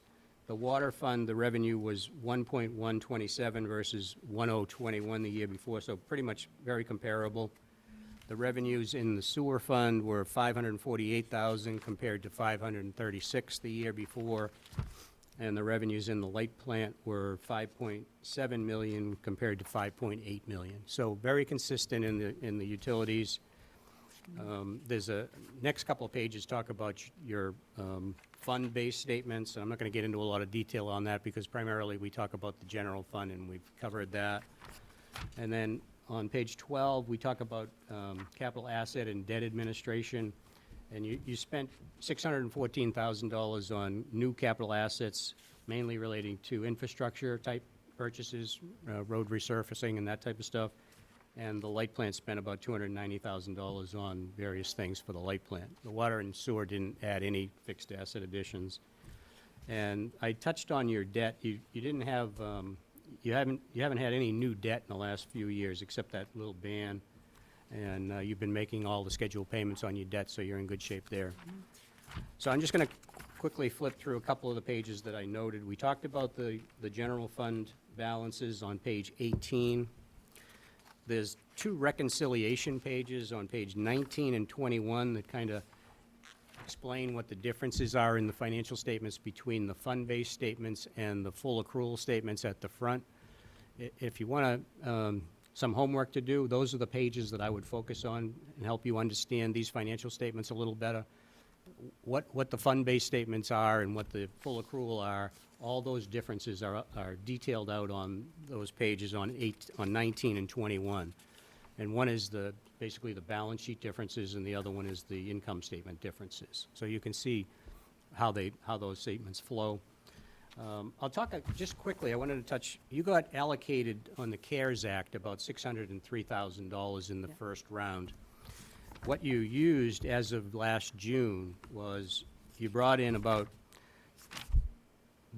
83,000, and you spent 19,000 of that, and there's unearned revenue of 63,000. So as of June 30 last year, you hadn't dipped into the CARES Act monies too significantly at that point. And I don't know where you are right now with those funds, but it may cause you to have a single audit next year. If you spend more than $750,000 in federal expenditures, you'll have to have a single audit done. And it's not a big deal. If you do need to have one done, we'll do it. There's no extra charge for it. And we're very familiar with these funds, so it won't be a problem if we have to do it. Depending on if you spend all the money that you have available to you in FY21, most likely you will need a single audit. But if you do, it will get it done and it won't be a problem. So So you want to know if we spend what's our this is for fiscal '21, or is this an accumulation of everything It's by year. by year? Anytime you spend over Okay. 750 in 1 year, you are subject to the Uniform Guidance Single Audit. Okay, and then if we spend under that, we don't do anything? Right, I mean, you always spend 300,000 or 400,000 in federal expenditures. Oh, okay, so the CARES Act is gonna add to what we always spend. Yes. I That's what understand now. will So push you over the we it may might- push you over the 750 Yeah. if you spend it all in 1 year. I understand. It could, Yeah. it could. Don't be afraid of that, though. Spend the money before it goes away, because it's going to go away if you don't spend it. And the single audit it sounds like a scary thing, but we do them all the time, and it's nothing to be worried about. Okay. Especially the CARES Act those funds can be spent on anything related to CARES Act. There's a list of things you can't spend it on, but most likely you won't run into those things, like you can't fund pension with it, things like that. No, but we have been spending it on, Yeah.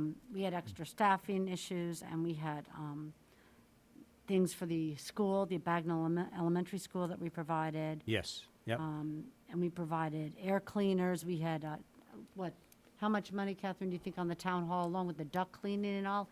That was over $10,000 there alone. So Yeah. it's possible. So if you need to do it, we'll look at the expenditures, just verify that you didn't spend anything on things that are specifically excluded. and- No, we were pretty careful, I think. Oh, yeah, I'm sure. And it won't be a problem. Thank you. So the OPEB trust fund is broken out on page 25. That's where that is, and it shows that you have $516,000 in there at the end of the year. May I ask, how did we get to 516? I mean, we've put away $89,000. Well, I just 85. looked at the statements from, Have we done it for that 2008. many years? No, and you were only at there's already balance 182. in there. Oh, there was already money in there. Oh, yeah, yeah. You put 200 in fiscal year '20. You put, I forget what you put in the year before, but it was something up around that, because you only had 182 in there back 2 years ago. So in the last Okay. 2, you've put in another 300 plus interest. So this Oh, that's past, good. Okay, so that's a yeah, good thing. This past year, you got $29,000 of interest income in on that money, so. Really? That's good. So Our if you put, finance board you will put like to another do that. 200 in FY '21 and earn another 40 or 50,000 in interest, you'll be at, you'll be up close to 800,000 by the end. And if you do that every year, it really builds up pretty quickly, so. So you feel like 200,000 a year is what we should be trying to put in, maybe, or? I can't tell you what you should put I in, know, we because were you have putting to like be able to afford 89. what you put in. So that's part of Okay. your budgetary process, but. Yes, I know. Thank you. There really isn't any benchmark. Some people are putting in a percentage of free cash. Okay. I've got clients that are putting in 10% of free cash or 5% of free cash. Some are aggressively funding it to get it fully funded. But again, it all kind of depends on where you are with the rest of your budget and how much Correct. money you've got available. Thank you. So like I said at the beginning, there were no new GASB statements, so the notes to your financial statements are all pretty much the same as they were the past few years, the exception of the numbers being updated, obviously.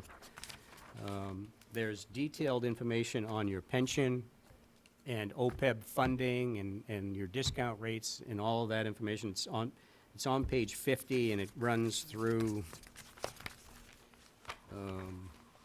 page 61, so there's 11 pages of notes on just your pension and OPEB, and Okay. that's the primary reason that this report has gotten to be 85 pages long. It used to be only like 37 or 38, now it's 85. Where did all that ink come from? I don't know, but. I don't know. And then at the back of the report, there's some required supplementary information. So on page 67 is a budget to actual schedule. I already talked about this a little bit on the revenue and expenditures totals for the year. And then there are 10-year schedules being developed on pension and OPEB funding and liabilities. And then at the very end, we give you a report on internal control over financial reporting and compliance. And this is, because we do your audit in accordance with Yellow Book standards, so we do all of our audits as governmental auditors. So whether you need a single audit or not, we still do the audit, use audit programs that are designed to meet the requirements of government entities and so forth. So we're doing what they call a Yellow Book audit. and we're required to give you this opinion at the end of that, telling you that basically that we didn't find any instances of internal control or financial reporting matters that we found troublesome. So this report, again, is another clean opinion on the internal control over financial reporting. So that's the financial statements. Great. And I can move right into the management letter or take any questions you have on the financials, or we can come back and forth. So if you want me to keep going, I'll be happy to go right into the management letter. Sure, go to the management letter, unless Okay. anybody got questions on the financial statements. Jason, No, I'm good. Kathy? No, I'm very Bill? good. It's a I'll great save it till the report. end. I like it. Okay, so the management letter, we've been issuing a management letter every year for quite a while. We have two new comments. One is on bank reconciliations, and the other is on tax title. And then we have 4 continuing matters that we've been recommending for a few years, and these haven't been addressed, or they're in some sort of process of being addressed. Right. And I'll just quickly go through these and then come back to the bank reconciliation and the tax title matters. The fraud risk assessment is, we've talked about this the last few times we've Right. met. We recommend to all of our clients that you do an internal control fraud risk assessment and go around to the departments and have them identify any areas where they're taking in cash, or they might be exposure to any risk associated with payroll liabilities or handling of cash. And we recommend that the department heads do this on their own, come up with a list of areas that they feel might be susceptible to fraud or loss or whatever, and then what it is that they do to monitor those things. And then Denise was starting to work on this process, I believe, and getting the department heads to give her a quick, like a one-page report each year on what they're doing in their department to mitigate those risks. So that's kind of what that comment is all about. Okay. You can hire people from the outside to do that for you, or you can do it yourself internally. And it doesn't matter to us which way you go, but I personally think it's better off if you did it yourself, because you're getting everybody engaged in that process. The next comment was on internal procedure manuals, and with some of the recent turnover that you've had, you're going to appreciate this comment maybe a little more now, because you need those manuals when you hire new people.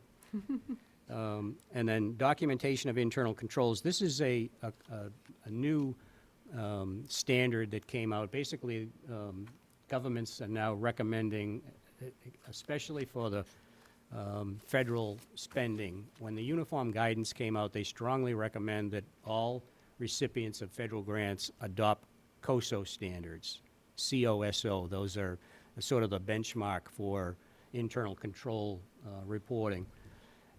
So we put a little comment in recommending that you update those comments, and we have templates that we could provide you with. I think we probably already have given those to Denise at one point or another. And it's mainly just writing a little quick internal control memo over how you account for your federal grants. And not so much applicable for you folks, but when you have when you're running the town, I mean the school system within the town, that's where most of the federal grants go, is to the school system. So it's more important that the cities and towns that have a school system do it. And we would recommend that the school system do it itself wherever that's applicable. And then the fourth one on the continuing matters is just an informational comment about cybersecurity, and it's just really to raise awareness of that potential risk for everybody that's out there. So our new comments, and the first one is the bank reconciliations. And I call this a new comment, but it's really not a new comment, because we've had comments, material weaknesses about cash reconciliations from 2000 and, I made a note on this, I think, somewhere. From 2007 until 2012 or so, we had, no, until 2015, right before Denise came here, maybe even 17, I think it was, we had material weaknesses over cash reconciliations. And when Denise came on board, we took the comment out because she had committed to working on them. She got some updated software on the Vadar side, and they were starting to do more in-depth reconciliations, and we pulled the comment out. This past year, with your new interim finance director, wasn't satisfied that those reconciliations had got to the point where he was comfortable, so he asked us to put the comment back in. And so it is really two accounts that aren't being fully reconciled. And one is the Century Bank online collection account. It's a relatively new account, and it's about maybe 2 years old, and it hasn't been fully reconciled, but it's never been off by as much as it has this past June 30th. And I just went in and I looked at the cash book for every single month, and this account has never been out of balance by more than $39,000 for every month of the year except for June. Something happened in June and it put it out of balance by $148,000. And we haven't been able to, nobody could tell us what the difference is. But so I went back and I looked at the same reconciliation that happened every single month during the year, and it was as low as $5,800 some months, and it was high as $148 at the end of the year. Something quirky happened in June, and nobody could tell us what it is. So I assume it's worked itself out by now, but there's some timing difference that occurred in June. I'm not saying that the money's missing or anything. In this case, the treasurer's balance is higher than the bank balance, so something didn't get transferred properly. And I can't tell you what it is, but that's what the variance was at the end of the month, at the end of June. And on the vendor account with Eastern Bank, you have a reconciling item of about $280,000. It just so happens that it's the same amount as the outstanding checklist.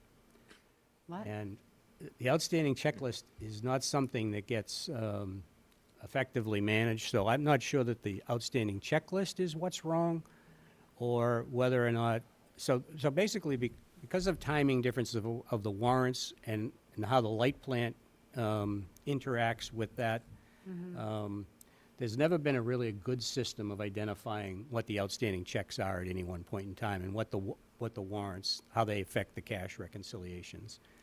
And that's what's causing that account to be out of balance. And I think something's wrong either with the outstanding checklist or the timing of how the warrants are being posted there. I don't really think it's a major issue. I don't think you're missing any money or anything. At least I haven't really identified it that way. But there is something to do with the timing difference of how those outstanding checks and the warrants are being posted against that reconciliation. And Denise started to get it figured out, but never got a real system in place to just allow somebody without a lot of experience to be able to handle that problem. So that's kind of how that's crept up. And again, I don't think it's a major issue. I think a new treasurer would be able to figure it out without too much trouble, especially with the Vadar module that they bought to help reconcile the cash. So it's just a matter of getting somebody on board in that position and getting those reconciliations done on a timely basis. Right. And identifying all of the pieces that need to go in and out of it. The bank accounts themselves are reconciled on the treasury side. They're just not reconciled to the general ledger. So Okay, I don't want to leave you thinking that they're not reconciling the bank statements, because they are. Okay. It's just that second step where you reconcile the treasurer's balances to the accountant's balances on the general ledger. And that's generally where the timing differences are, and you need to have people working together and identifying all of those timing differences so that they don't create variances for the auditors to see at the end of the year, basically. I'm not, raising a red flag over it or anything. I don't think it's a huge issue. It's just, I think it's just timing differences. The reconciliations are done basically the same way every month, and they all tie out to the bank, just between the ledger and the treasurer, so. Right. Can I ask you a question on those? Yeah, on sure. The Century Bank and the vendor account at Eastern Bank, do both of those include electric company? The vendor one would. I don't think I'm not sure whether the online payments are coming for the light plant are coming through that Century Bank account or not. I don't know if they may have their own system over there. We don't audit the light plant. Another auditor does that, and we rely on their statements. So I'm not familiar with what happens over at the light plant. Okay. I think they probably use a different system, because that Century Bank account is relatively new. All right. Dan? Did, you state that the, general ledger balance is higher The, in the Century Bank account? in the Century one, yes. 148,000. Yeah. So the assets overstated. So is that just that they're not posting timely? I mean, has that been identified as to the? It may have been when they identified by actually now. Process the disbursements? The variance may have been identified by now, but we couldn't get anybody to tell us what it was as of June 30th. And so, is it fair to say that your audited financial statements use unreconciled balances? And that they were, in your opinion, the variances were immaterial and you passed on them? Yeah, we're not gonna hold up the financial statements over, $148,000. We do put it in the management letter and note it to you. I don't think the money is missing anywhere. I just think it's part of that timing process. And- Because again, like if you look down at how the variance was recorded every single month, 14,000, 37,000, 39, 6,300, 37, 39,000, 4,600, 26,000, 10,000, 5,800, 32,000, and then all of a sudden it jumped up in June to 148. So if a few months later it cycles through, it should shrink back down to the variance of I would imagine so, 10-ish. yeah. Within your scope of your audit, do you have a level of materiality? Yes. Could you tell us what that was? The materiality is funny, because in a government financial statements, materiality is determined at the opinion unit level. So every single column in all of these financial statements has a different materiality level. Okay. If you- Well, that would make sense. I mean, what's material to payroll may Right. not apply towards paper clips. So we actually, I would say, do you have any idea what the materiality level is? Probably, Individually? I mean, I'd be guessing, but I'd say it's probably 150,000. In terms of cash, so Yeah. it's at the maximum, but just under the threshold of materiality. So if cash was off, say, 500,000, would you pump the brakes on that? Most likely. Depends on the fund too, the individual fund Yeah, as well. but it would, we would report it to you. Whether we'd make you make an adjustment to it is Yeah. another thing, because most likely it's timing. So whatever is out there is gonna fix itself through the normal course. So we wouldn't force you to make an posted journal entry that we didn't understand. We would just identify it, and that's why it was reported as material weaknesses in the past, because it wasn't getting fixed through the normal cycle, and nobody was addressing it. So if you've got people that are gonna fix it and work on it and figure it out, then typically we wouldn't force an adjustment to the financials on you. Can I ask a question?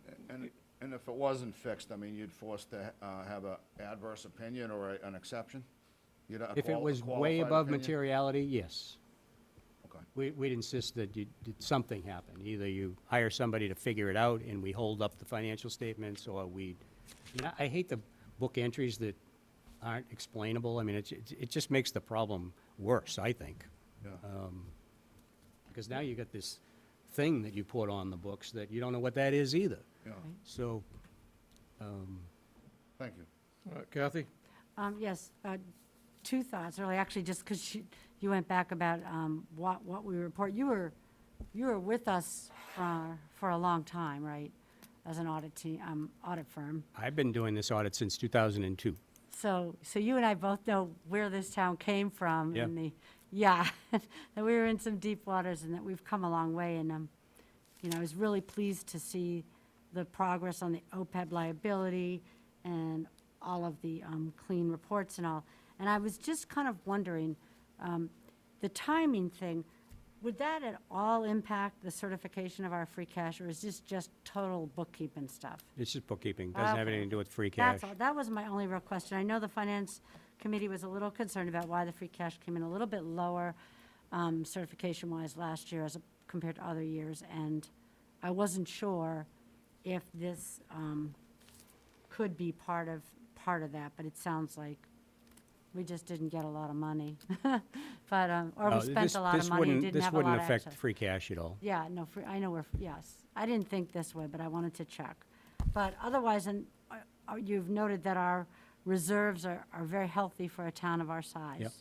And this year, we don't have as large a reserve of free cash, but given our other reserves, do you think that our, how bond ratings would be viewed well by a company if we did have to go out to bond?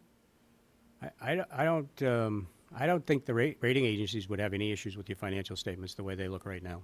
They look good. Okay, good, that's good to know.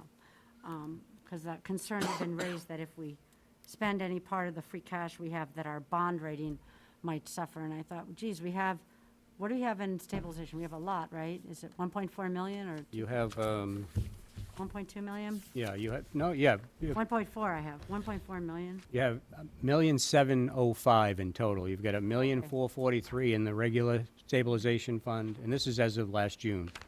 And you had $262,000 in the capital Yeah, stabilization. good.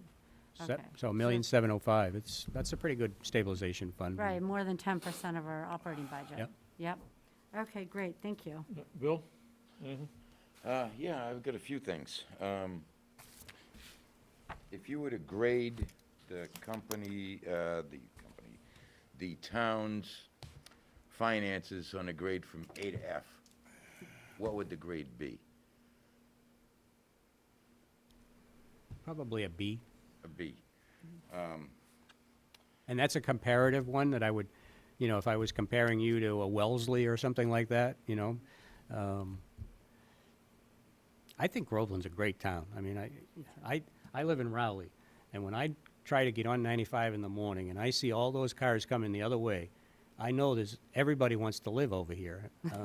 And, that's a great benefit because your real estate is the main source of your revenue. And when you've got a good, healthy real estate market, you're gonna be fine.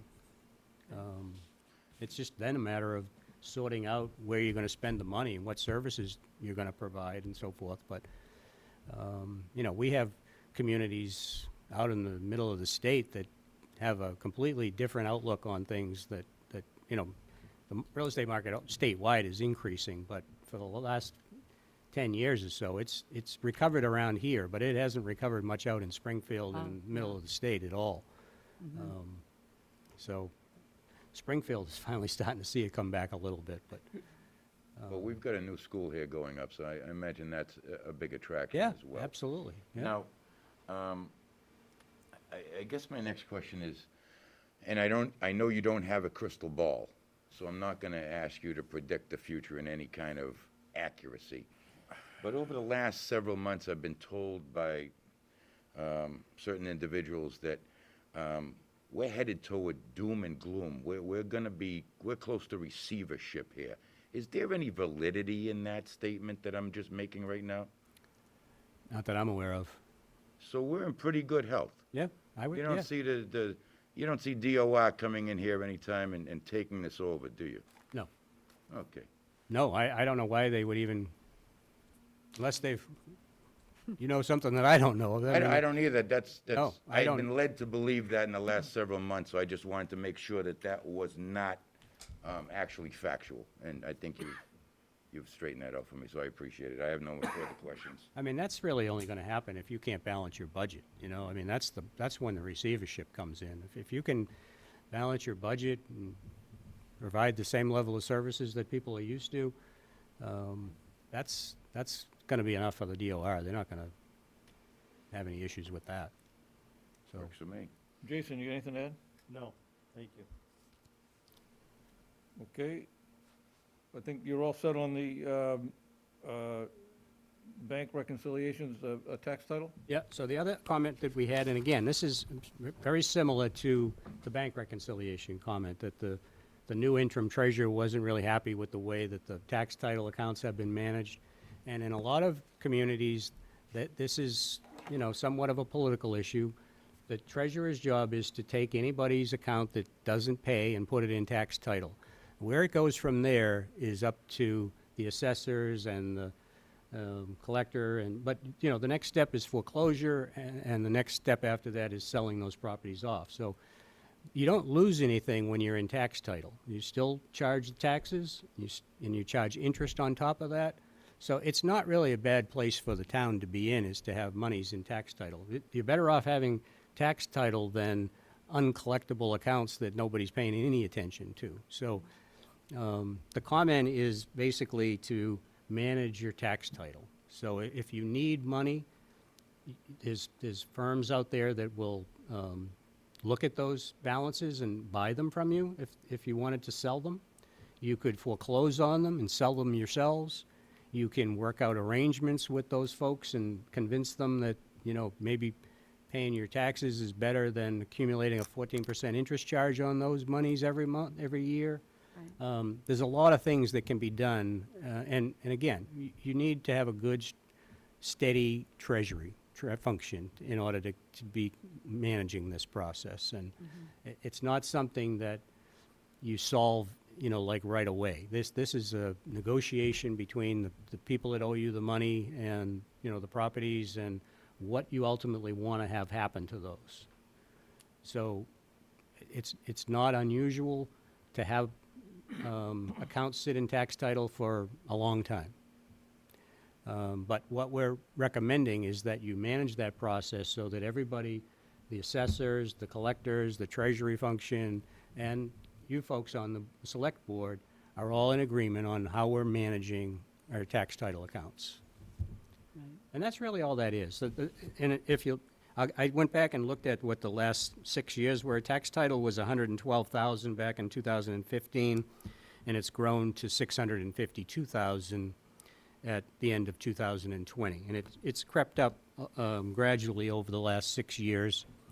But again, I don't see tax title as being a bad thing in and of itself, because you could easily just have that same amount of money sitting in the over 120-day category in receivables, and you're not charging interest on it. So move it into tax title is the first best step to take, and that you've done.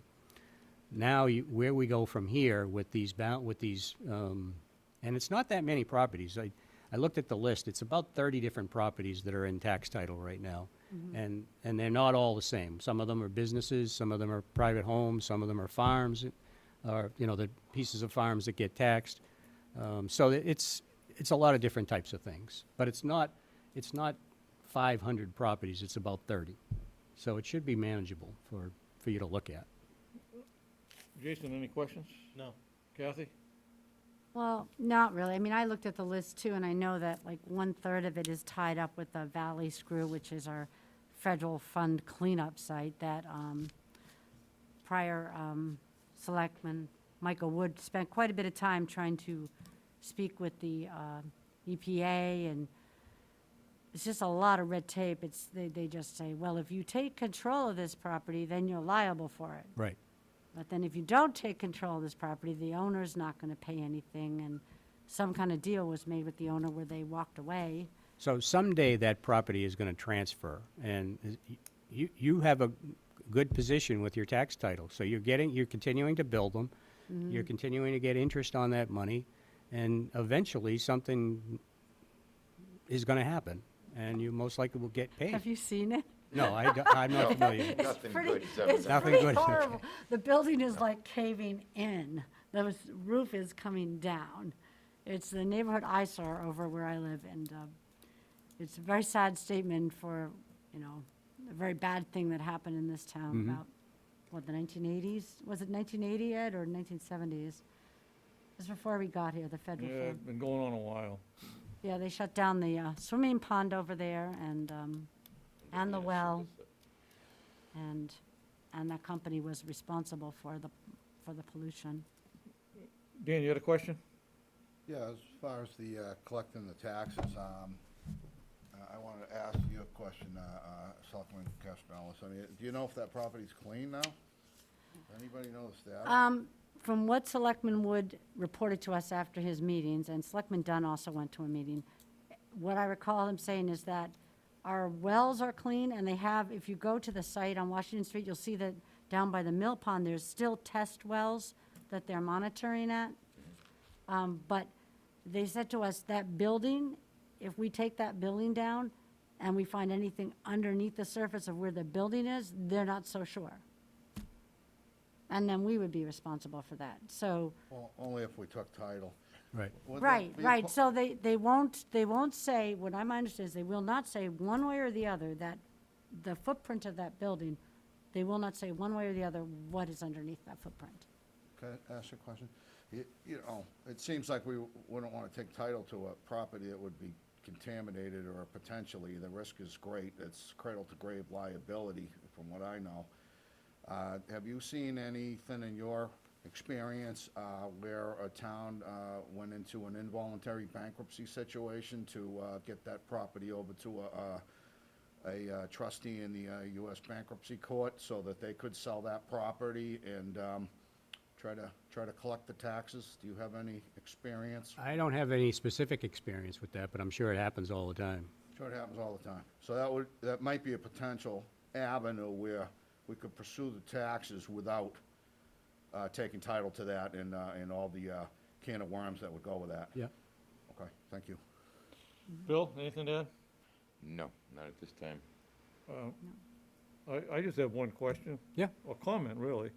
I kind of have to disagree with you a little bit about having the money in the tax title like it is, we don't lose. Well, I think we do, at some point. When the property value is less than the taxes that are owed on the property, if we go all the way to where we end up owning it and turn around and sell it, if you're selling it for less than what the taxes are, you're losing money. I totally agree with you. But there's a period of time where you can negotiate that, and I mean, you're gonna be okay for a while. And you're right, though. But if it goes out over 20 years or so, you're gonna end up on the short end of the stick if you have to get that property yourselves. You're right. I agree with you. Yeah, go ahead. That's a great point. I mean, if it gets to the point where the tax title exceeds the value of the property, it's underwater, so we should keep an eye on where that dial's moving so that whatever legal remedies there are, pursued prior to that happening. Right. So, appreciate you bringing that up. I don't know how close we are on any of those properties, but it should be looked at by finance director or someone else within Well- the town, Board of Selectmen. We had discussed an idea of having the town planner, Rebecca, who's familiar with, some of these parcels are slivers from developments that were left behind by the developer. I mean, you can see, I recognize some of the old developments. And we could have her go through the list and she would be able to check whether there's any value to that property to the town. At this point where property values are high, it might be worth it looking into. Yeah, that raises another issue. If we were to take those properties in foreclosure, would that affect our town, our state funding? I mean, is there a benefit to taking those off the tax rolls? Do we get any credit for open space or anything else, do you know? Does that get us some revenue points with local aid? No. It doesn't, so it's a lose. Yeah, if you're gonna go into foreclosure on them, your strategy should be to sell those To sell, properties yeah. off rather than. And that's the reason to look at them, to Yeah. make sure that you're not trying to go after something that's not worth it. We don't want to expend taxpayer dollars on a lost cause. Yeah, I mean, what we do see sometimes is where town becomes in possession of a property and instead of building a new facility or doing something, they change the purpose of that and use it for a administrative building or a library, something, you know, I mean, we've seen that happen a lot of times where properties are taken and used for something in the town itself, you know, if you need additional space or another building or something like that. But, I mean, obviously, it has to be a perfect situation for everybody, but, Right. No, there's been some discussion of the Valley Screw property and some use as a senior center, community center, something like that, Yeah. but I think we're still. I think the main point of our comment is to make you all aware of what's in there and what, you know, to get a dialogue going about how you want to resolve those things and what your posture is with regards to them. You know, whether you want to move it down the road and move it into foreclosure, or if you're happy leaving it where it is in tax title. Would And like- would you recommend the next step, sending out letters to I believe we do that. people on the list? If you think it's going to help collect the money, yeah. Well, I think historically, if you're going to start publishing in the newspaper, historically, people start paying up. Yep. I mean, that's really the first step in what you would do before moving to a foreclosure, is to advertise those properties and see if that gets people motivated to pay. That's, Okay. Okay, anybody else? Are we all set? Yes. Oh, you just, one more thing. no,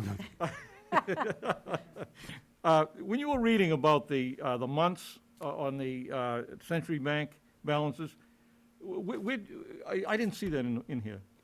It's not. I got that from Oh. the treasurer's cash book. Okay. The treasurer has a spreadsheet where they reconcile all the bank statements. It's all on one big Excel spreadsheet, and all the accounts are listed in their own column. And there's receipts and disbursements and other adjustments on every single one. And it's a very nice schedule, actually. And it'll show you the reconciliation for every month, from the beginning of the year to the end of the year. And it's done for every single account. Okay. So that's something the treasurer could provide you with if you wanted to see it. Thank you. Thanks. Welcome. Thank you for coming in. Okay. It's our pleasure, actually. Is this your bodyguard here? Yes. No.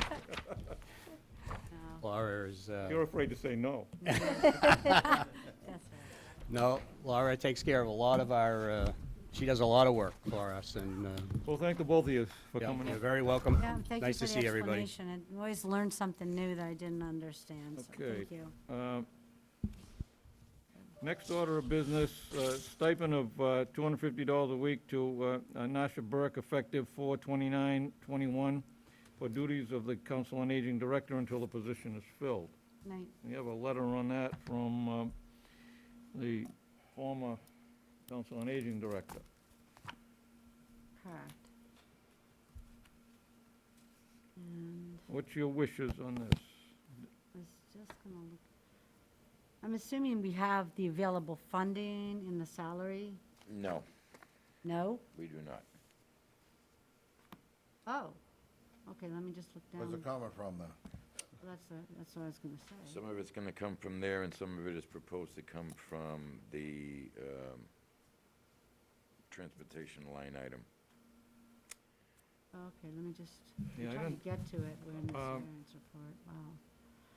Hard to Why isn't there money in the salary account for the director if she has retired? I believe she's continued to get paid through the end of the fiscal year because she has the, Vacation. she's paid time off, PTO coming to her. Okay, is she the one that's at 58,555, is that her line item? Lynn? What's the salary line item, do we know? I'm looking at director salary, program coordinator, outreach, this is their lines, yeah, this is her line. Yeah, it's So I gotta be. see 58,555, and then I see on this variance, which is, what, March variance? It's showing a balance of 17,611. Now, I don't know if there's a more recent report than this one. This is March 2021. So we're in May, so maybe an update. But still, 17, well, I don't know how much goes a month. I wouldn't want to misspeak out of turn. 17,611.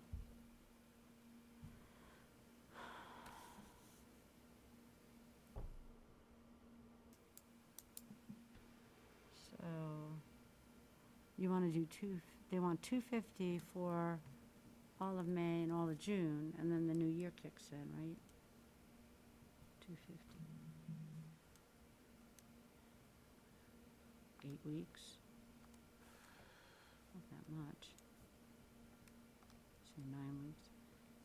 only talking 2,250 if you do like 9 weeks of it. That's not a huge amount of money to close out the fiscal year. We don't have that in the salary? No? No, not the email I got from Ellen today. Oh, okay, Ellen's email would be most current, so she's saying it's not there. She's saying that nope, not in that line item, Well, that it'll run over before the year end. and where is she proposing that we might have additional funding that we could move into that? Let's see. The the revolving account? What? We can't move money in a revolving account. Yeah. We're allowed to move on these line items here with a joint vote of the Board of Selectmen and the Financial Board, like, we can move, there's money in the vehicle maintenance account, but then the van keeps breaking down, so. It's the van expense line is where it's, Oh, that's where she's saying, the van expense line, the $5,000? yeah. That has $38.75 left in it. But Die again? I think the I'm idea so is that's not gonna be sorry. anticipated to I'm be sorry, spent I'm before the like, end of feel the like year. I do something wrong. Is it better? Okay, thanks. So I see 3,875 there. So that's, I said, how much for the next 9 weeks, counting, if you call it like 9 weeks, 2,250 was all it would cost. Then, of course, you have the whole salary available for the next year until we fill that position. That's the proposal? That's the idea. Yep. That doesn't seem unreasonable, because we won't have a director until we hire one. You're on the committee that's hiring, right? Ed and you and Jason? Yeah, yes, in Yes. fact, Jason will cover that under the hiring committee. Well, what do you both think about this proposal to at least do some kind of a patch to get us through? Well, my opinion, if she's doing the work, she should be compensated in some way. We've compensated everybody else for taking on additional responsibilities, and she's no different than anybody else. Jason? Yeah, I agree, and Ellen mentioned not to move it from the revolving account, but to charge the revolving account. I'm not sure that's what I mean, I don't know. Revolving accounts are voted at town meeting, or is that what we're talking Which about? revolving account would that That's what I'm come trying to from? say, I don't remember a council on aging Well, revolving You account. can't take it from the Pines, you can't take it from Groveland Day, you can't take Oh, I it from imagine, Bagnell Summer Council School, of so. Aging has them, don't they? No, not that I'm aware of, not off the top of my head. It would be on the annual town meeting warrant if we did. That's why I'm a little confused, but Yeah, there is no revolving account that I know is attached to the Council on Aging. The COA has one. From Ellen, the COA has a revolving account. I'm not sure if we're mixing and mingling language here, because we re-up the revolving accounts that we vote for at the annual town meeting. Yeah. And I have not seen that Council on Aging revolving account reported on at any annual town meeting that I can remember right now. So, I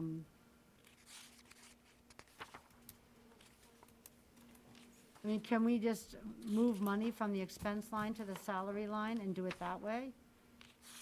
We can transfer money. Who is the person that we're trying to give the stipend to? What position is that person in? The program coordinator?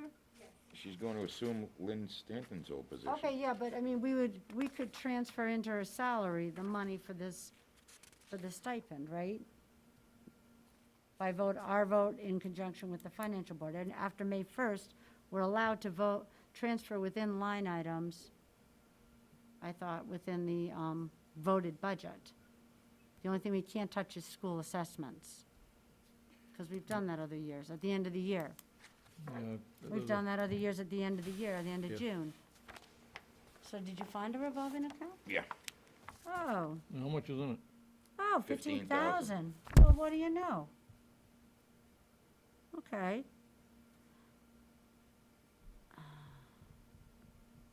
Eight revolving, So but there's- wait, I'm they're- not sure what the use is, though. well, that's what I'm saying, they're established by bylaws. I don't know that you can just charge any old thing to a revolving account that's not been already identified as, all of those revolving accounts deliver reports to the town meeting, Where do we detail, like get, where do we VZ get the Park information on what it's revolving. used for? I don't know. Council on Aging. Well, they should have a report at the end of last year's annual town meeting. Let me just see if it's there.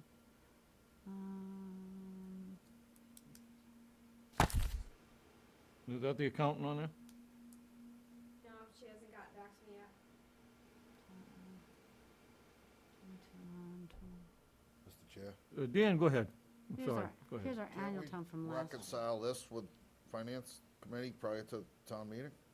Yes, we, but, Ellen said it's a 53.5 revolving fund like the others. I know, Does that help? but, no. But thank you. We need their input anyways, don't we? I think so, So yeah. I don't think we can do this. Well,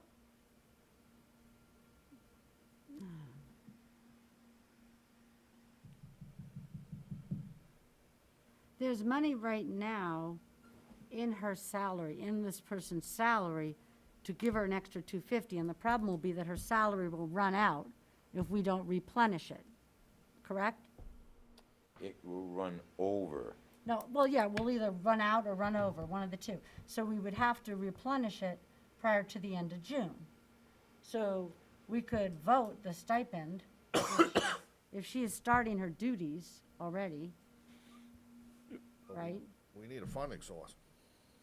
Her own salary. You would just pay her the additional money, and then we would work on the transfer into her salary of the additional money for the rest of this year.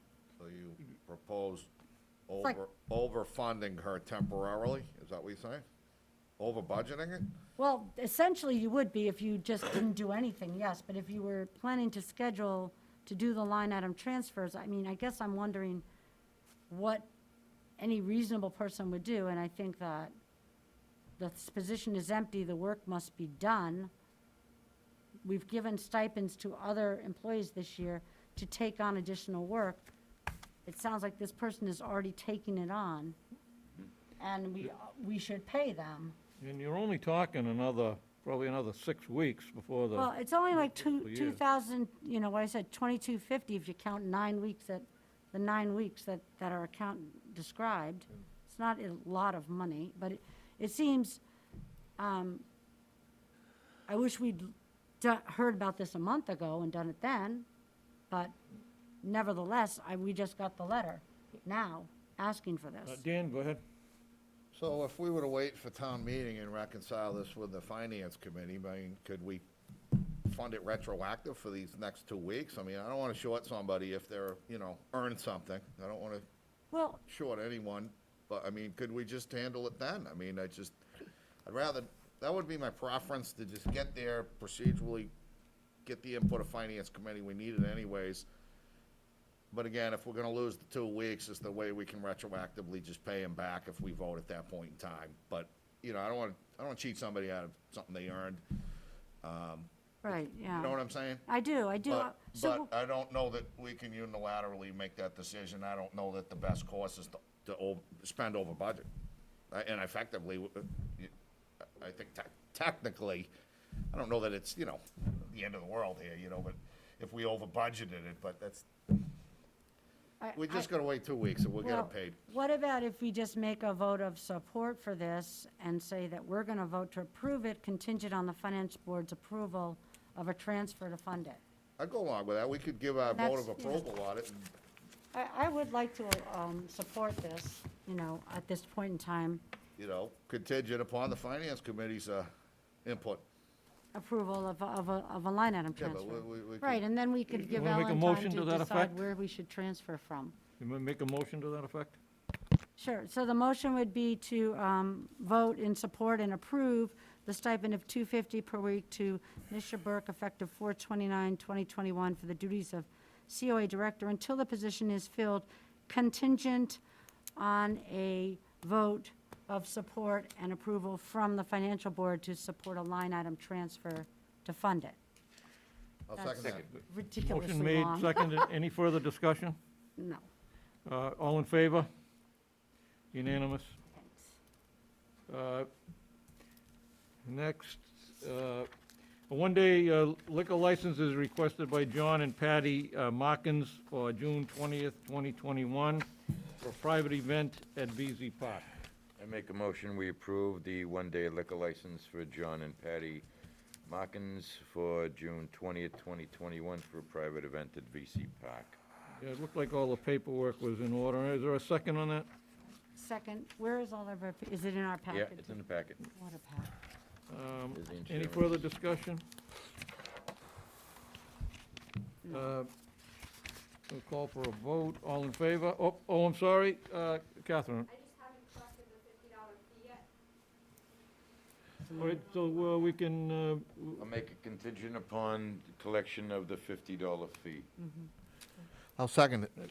okay. We got a motion and a second. No further discussion. All in favor of granting the license? Unanimous. Thanks. Conservation end-of-year transfers. So, Supplied from Conservation Commission is a list of requested transfers and where they're coming from. wait a minute, I have to find it, sorry. Uh, I've lost myself in this pile. Is it a Bill, you wanna one-page read that? document? Does everybody have it? I don't think I saw that yet. Not sure I have it either. Wait, what's this? This might be it. I Where's- think I just found it. Yep, that's in At the beginning or the end? I Or is it- found it near the beginning, but my pile has been maneuvered. It's a sideways page. Jason, you got it there? It looks like this. No, I'm sure it's here. It looks like this, if it helps. very, very back. It's a sideways page with numbers, Sideways. Very, very back. On this like a one. spreadsheet. Oh. I found it.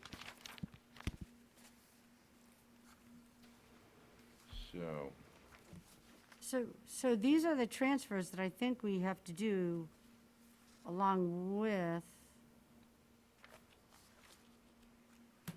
the finance board, right? We typically don't do this by ourselves, I don't think.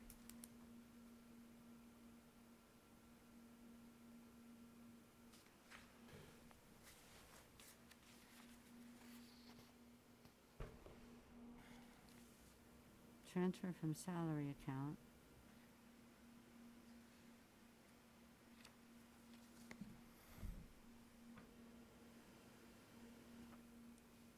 You want to read that, Bill? So, What would you like me to read? read the transfers. Transfer from salary account. Okay. Um, Purpose, to spend the remaining unused agent salary funds on direct costs related to implementing and supporting the Wetlands Project Act and Town Wetlands Protection Bylaw and regulations as required.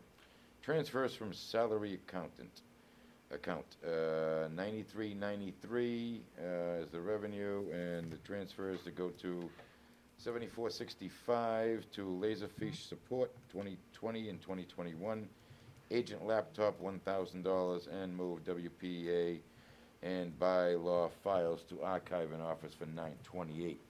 The next, the purpose to spend the unused stipend funds on remaining conservation expenses for the fiscal year. So transfers for the stipend account, $1,400. We have dog waste signs for placement at VC Park for $300. 7 Star Road property 13 to 14A registry fee, which is $250. And other signage at Lower Center Street area for $500, and office supplies at $350.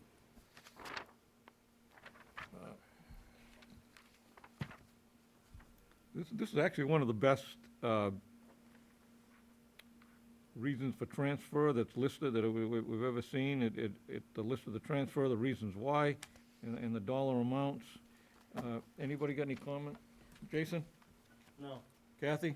Well, again, I think that we can vote this, but then I believe the financial board will have to vote as well. I don't think we can transfer on our own authority. We can transfer after May 1st, but I thought it was in conjunction with the financial board's vote as well. That's how we've done it in the past, and that was what the Department of Revenue told me a few months ago when I called up regarding our deficits. So, I guess I would wonder, are there other we have other deficits pending this year, and we don't have a lot of accounts to go to. I don't think we typically take conservation expenses and put them in other places.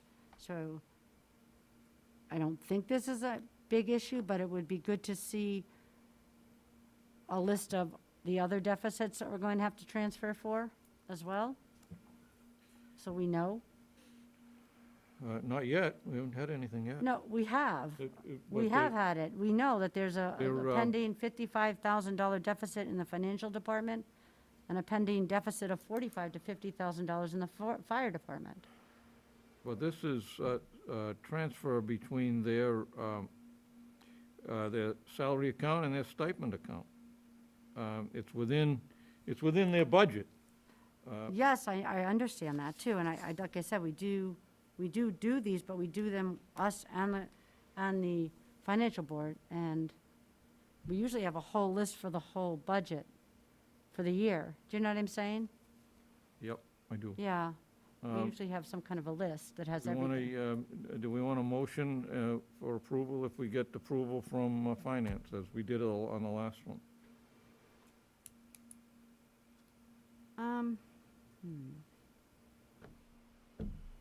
Go ahead, Dan. I mean, if it saves time at town meeting, I think I think we have to procedurally reconcile with, finance committee prior to town meeting. Isn't that how it's done? Well, not prior to town meeting, prior to the end of this fiscal year, Well, practically speaking, when will that occur? June 30th. So we're gonna do this in June? Well, I'm not, I mean- I'm not saying no, but I'm also saying, do we have enough money But, in the other accounts? We don't need these funds for anything else. I mean, we're gonna let them go out and buy. But- I guess they need all this stuff, so we really don't. Remove all archived paper records currently at VZ Park to town files site. I don't know what that is. Oh, well, 7-star registry fee, of course, yes. Mr. Chair. I mean, I guess if you want to vote this list in, again, contingent on the financial board approving as well, you can, but we are still missing the list for the whole year, Go ahead, Dan. you know. I think we don't have enough information, and there's gonna be other people on the other board that are gonna have some input, and I'd kinda like to hear that, 'cause I'm gonna be honest with you. I don't know all these issues and the devil's in the detail. I really don't. So for me to, just for the, for expediency purposes or just to move it along, I kinda feel like I'm not doing it justice without the people that actually have a vested stake in some of these line items. I don't. Right. You know what I'm saying? I mean, if you move money from one account to the other, I mean, I don't know that it impacts Daniel MacDonald here, but somebody might say no and cry foul, and I don't know who those people are. I think we have to wait. Well, it's not going to be done at town meeting, you understand that? Okay, so we do it thereafter. Maybe we need a joint committee, a joint committee meeting with the finance board and work out these details, these little wrinkles in the budget. And I think there are wrinkles in the budget that certainly we're hitting issues and stumbling blocks here. I don't think we can accomplish tasks today on this. Jason, Mr. go ahead. Chair? Oops, here comes somebody. Go ahead.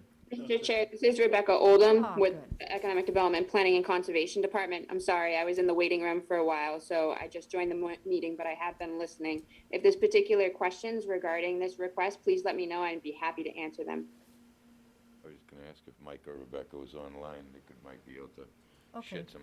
So, Rebecca, is this time sensitive, or can we do this with all of the end-of-year transfers? Typically, what I've been told in the past is that Denise would put forward a request for end-of-year transfers in May, and she would list that out with the Board of Selectmen, and then that would then go over to the Finance Committee, in which the Finance Committee would vote as well. not able to, or they, sorry, excuse me, must spend the monies before June 30th, or else the monies are no longer there. So I have been told historically that these were handled in the beginning of May when the statutory requirement allows them to be, and that the funds must be expended prior to June 30th. And like you were saying prior, for the Council on Aging, you are correct. You can't use them for schools or anything like that. So year-end transfers can start in May and must be expended by June 30th. So we could approve this, and send it, kick it on to the financial board for their approval. It doesn't go anywhere till they approve it. But then I guess I would ask, if we could get an update on all the accounts and what's going on, because this is just one department. I think that's something that we ought to run by the finance director. Well, the accountant should know. He'd probably be a better one to handle all that. Any other discussion here? How do we want to handle it? Table it? Vote it in? No, I'll move favorable action. It doesn't move until the financial board moves favorable action. Nothing happens till they approve I it. second that. That's what I was Yeah. gonna recommend. We just vote favorable. Yep. Okay, we got a motion and a second. Any further discussion? Yeah, just a question of clarity. Where did these requests come from? Well, they were from the respective committees that are in tune with what it is they need? Where did these percolate up from? Well, Rebecca is in charge of, yes, in charge of all these departments at this point. They all work together and coordinate together. And they have requested those transfers? Yes, and or it they is- will come up short? And it's balanced. The other That's just- point, the other difference is this is Just a bit as balanced. if, let's Yeah. just say, for the sake of illustration, that we just voted no. Then these people are gonna come up short on their spending. On those line items. Yes, Those line items. yeah. And they've already planned on that. So this is just moving sideways here, lateral movements. Left pocket, right pocket. Yep, That's it. There's not an increase in spending, it's just, no, it balances out. sideways. Okay, I'm good. Okay, all in favor?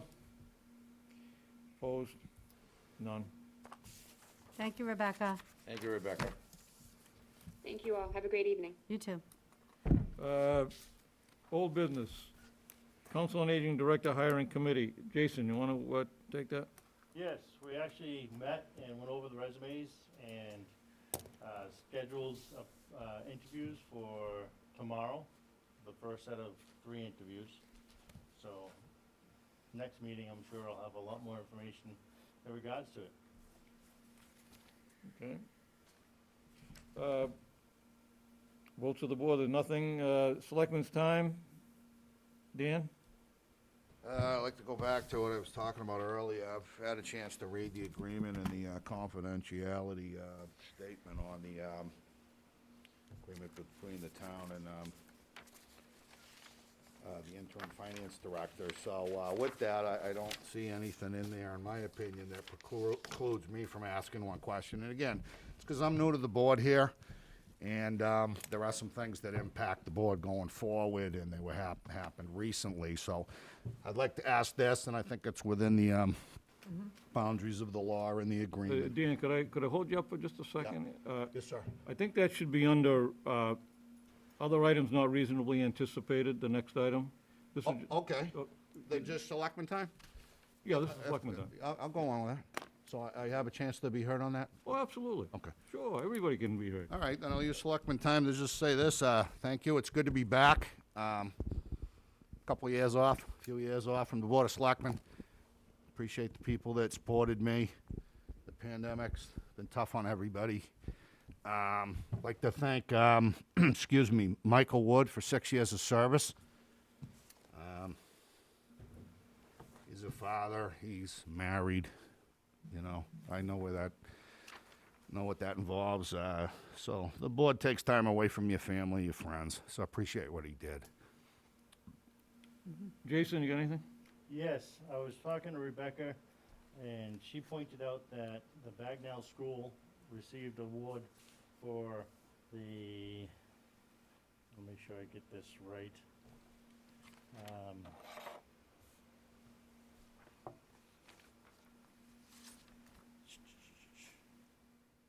safe routes to schools. And it's really phenomenal when you think about What it. is And it? I'd like to recognize with Rebecca, Principal Day Jim Day.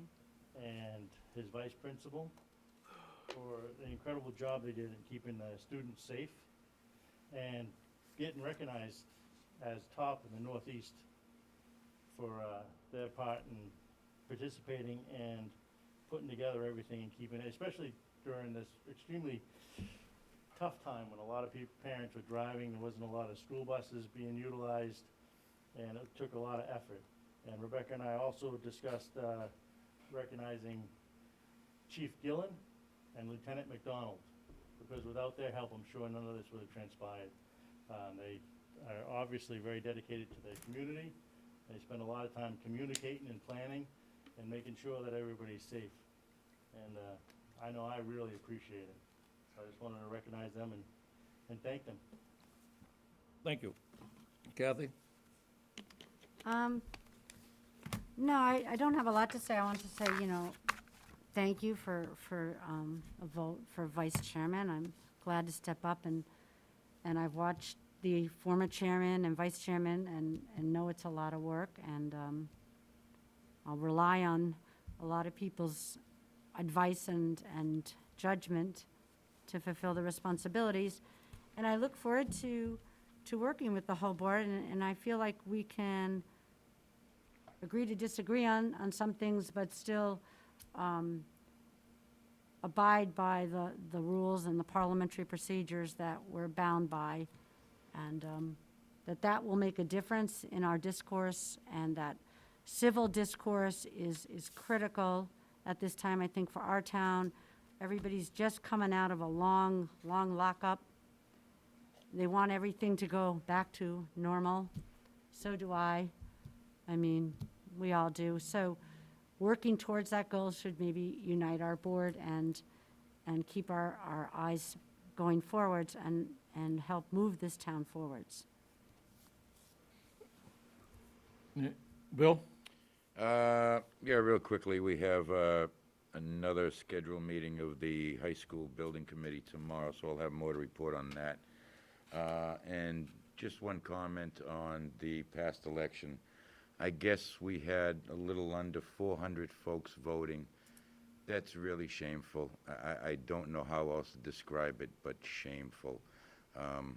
It's been said before, folks, you get the government you deserve.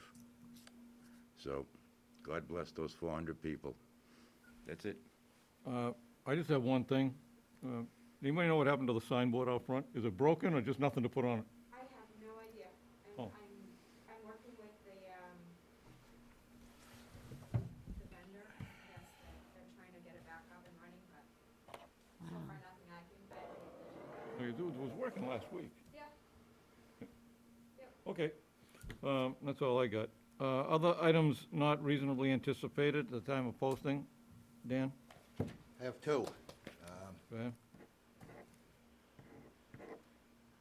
First one is, we have town meeting coming up, and that's gonna be open. Some discussion as to how many people can handle, how many are permitted, but, is town hall open as well? And if we're gonna have town meeting, I think town hall should be open as well. Governor's approved it, as far as I know, but the town hall should be open for business as usual. And I think a reasonable lead time for that would be open it on the day of town meeting.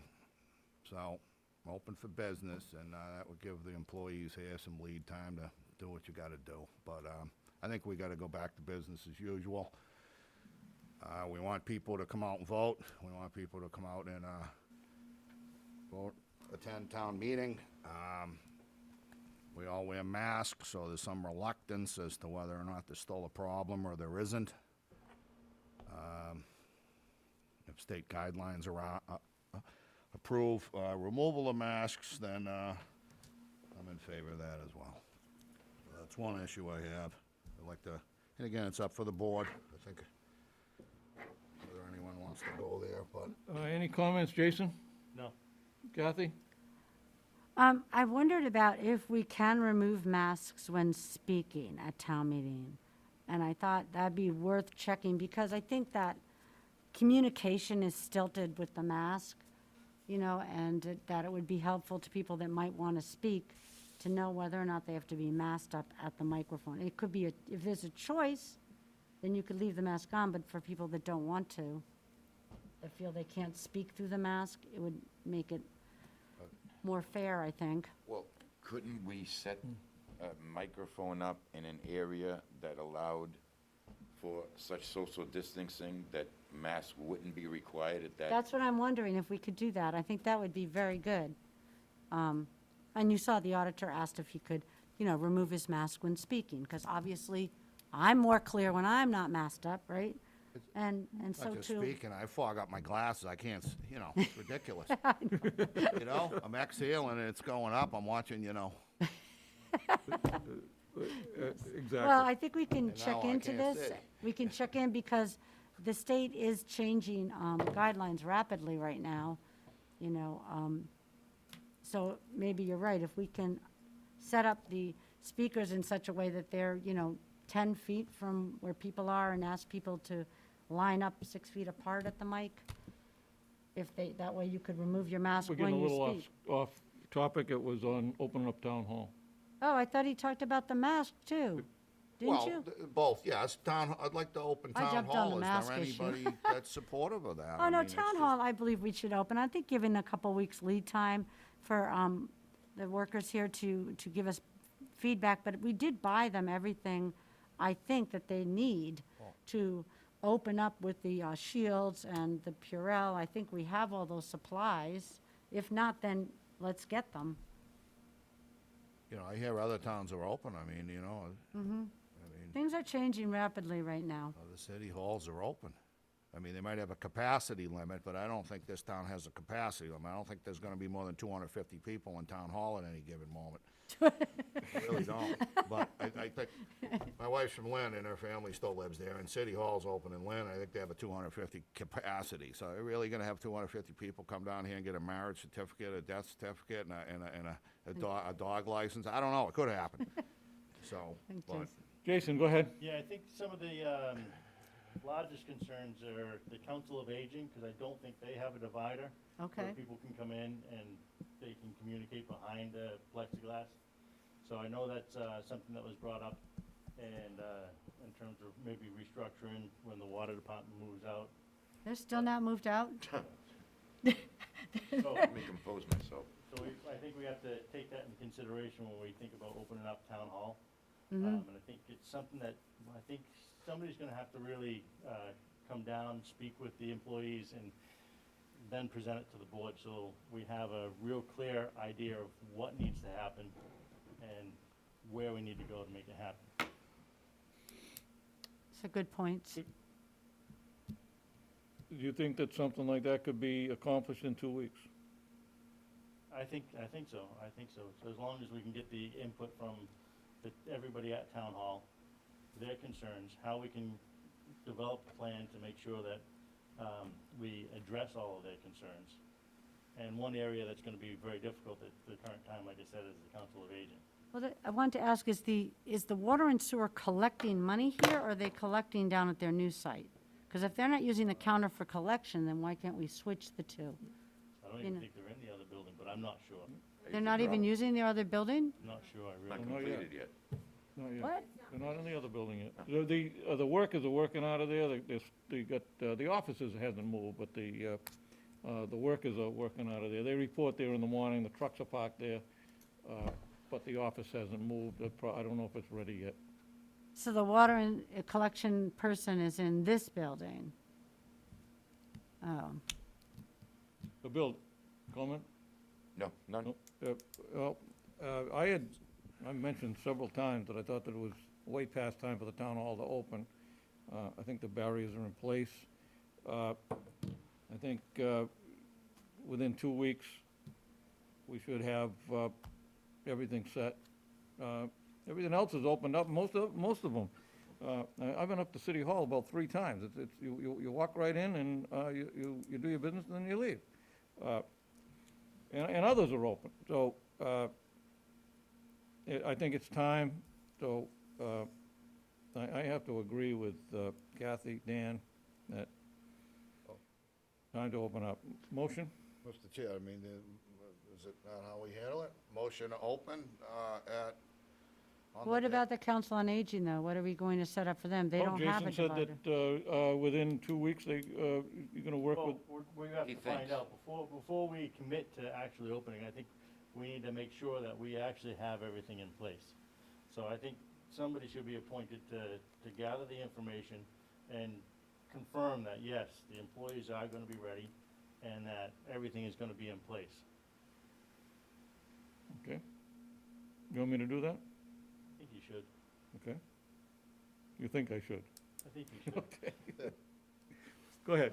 I mean, if they have 2 weeks' notice, I mean, you can work towards that goal, but if we just, if I motion the board to open on the same day, the morning of the town meeting, then you got lead time, Well, make it happen.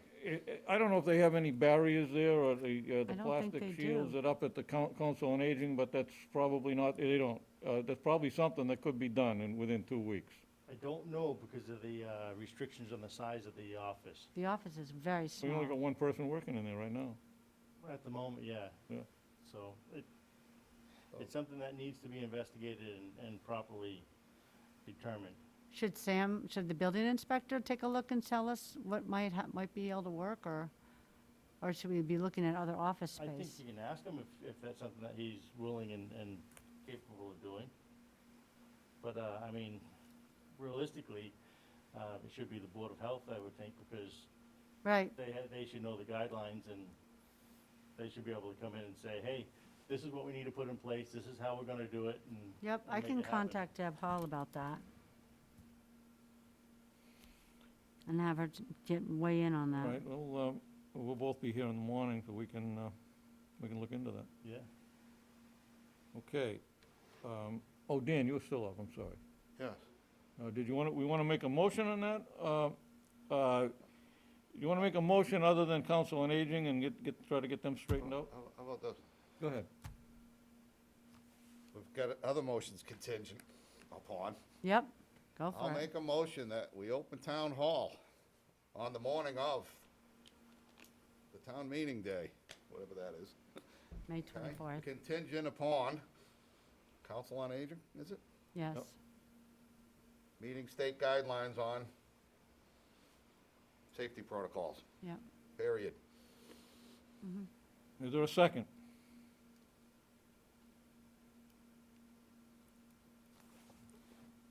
Hearing none. I can second, I'll second that. There's a motion and a second. Any further discussion? Yeah, Bill. Yes, I have some. I guess it was Friday, so it was 3 days ago. There was a very robust discussion about town meeting, and we're still in the midst of a pandemic. I think those were your exact words, Selectman McDonald. Yes. So in the 3 days that has transpired since Friday, the pandemic is gone. It's not.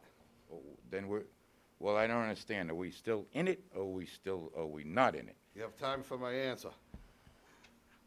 I don't, if it's based on fact, yes. If it's Go ahead. based on Well, pie in the sky, there's a lot of mixed emotions going on. There are a certain percentage of people, I think it's somewhere around, and I don't want to be accused of fake news, about 30% of the people are vaccinated. Do you agree with me on that, or would you like to?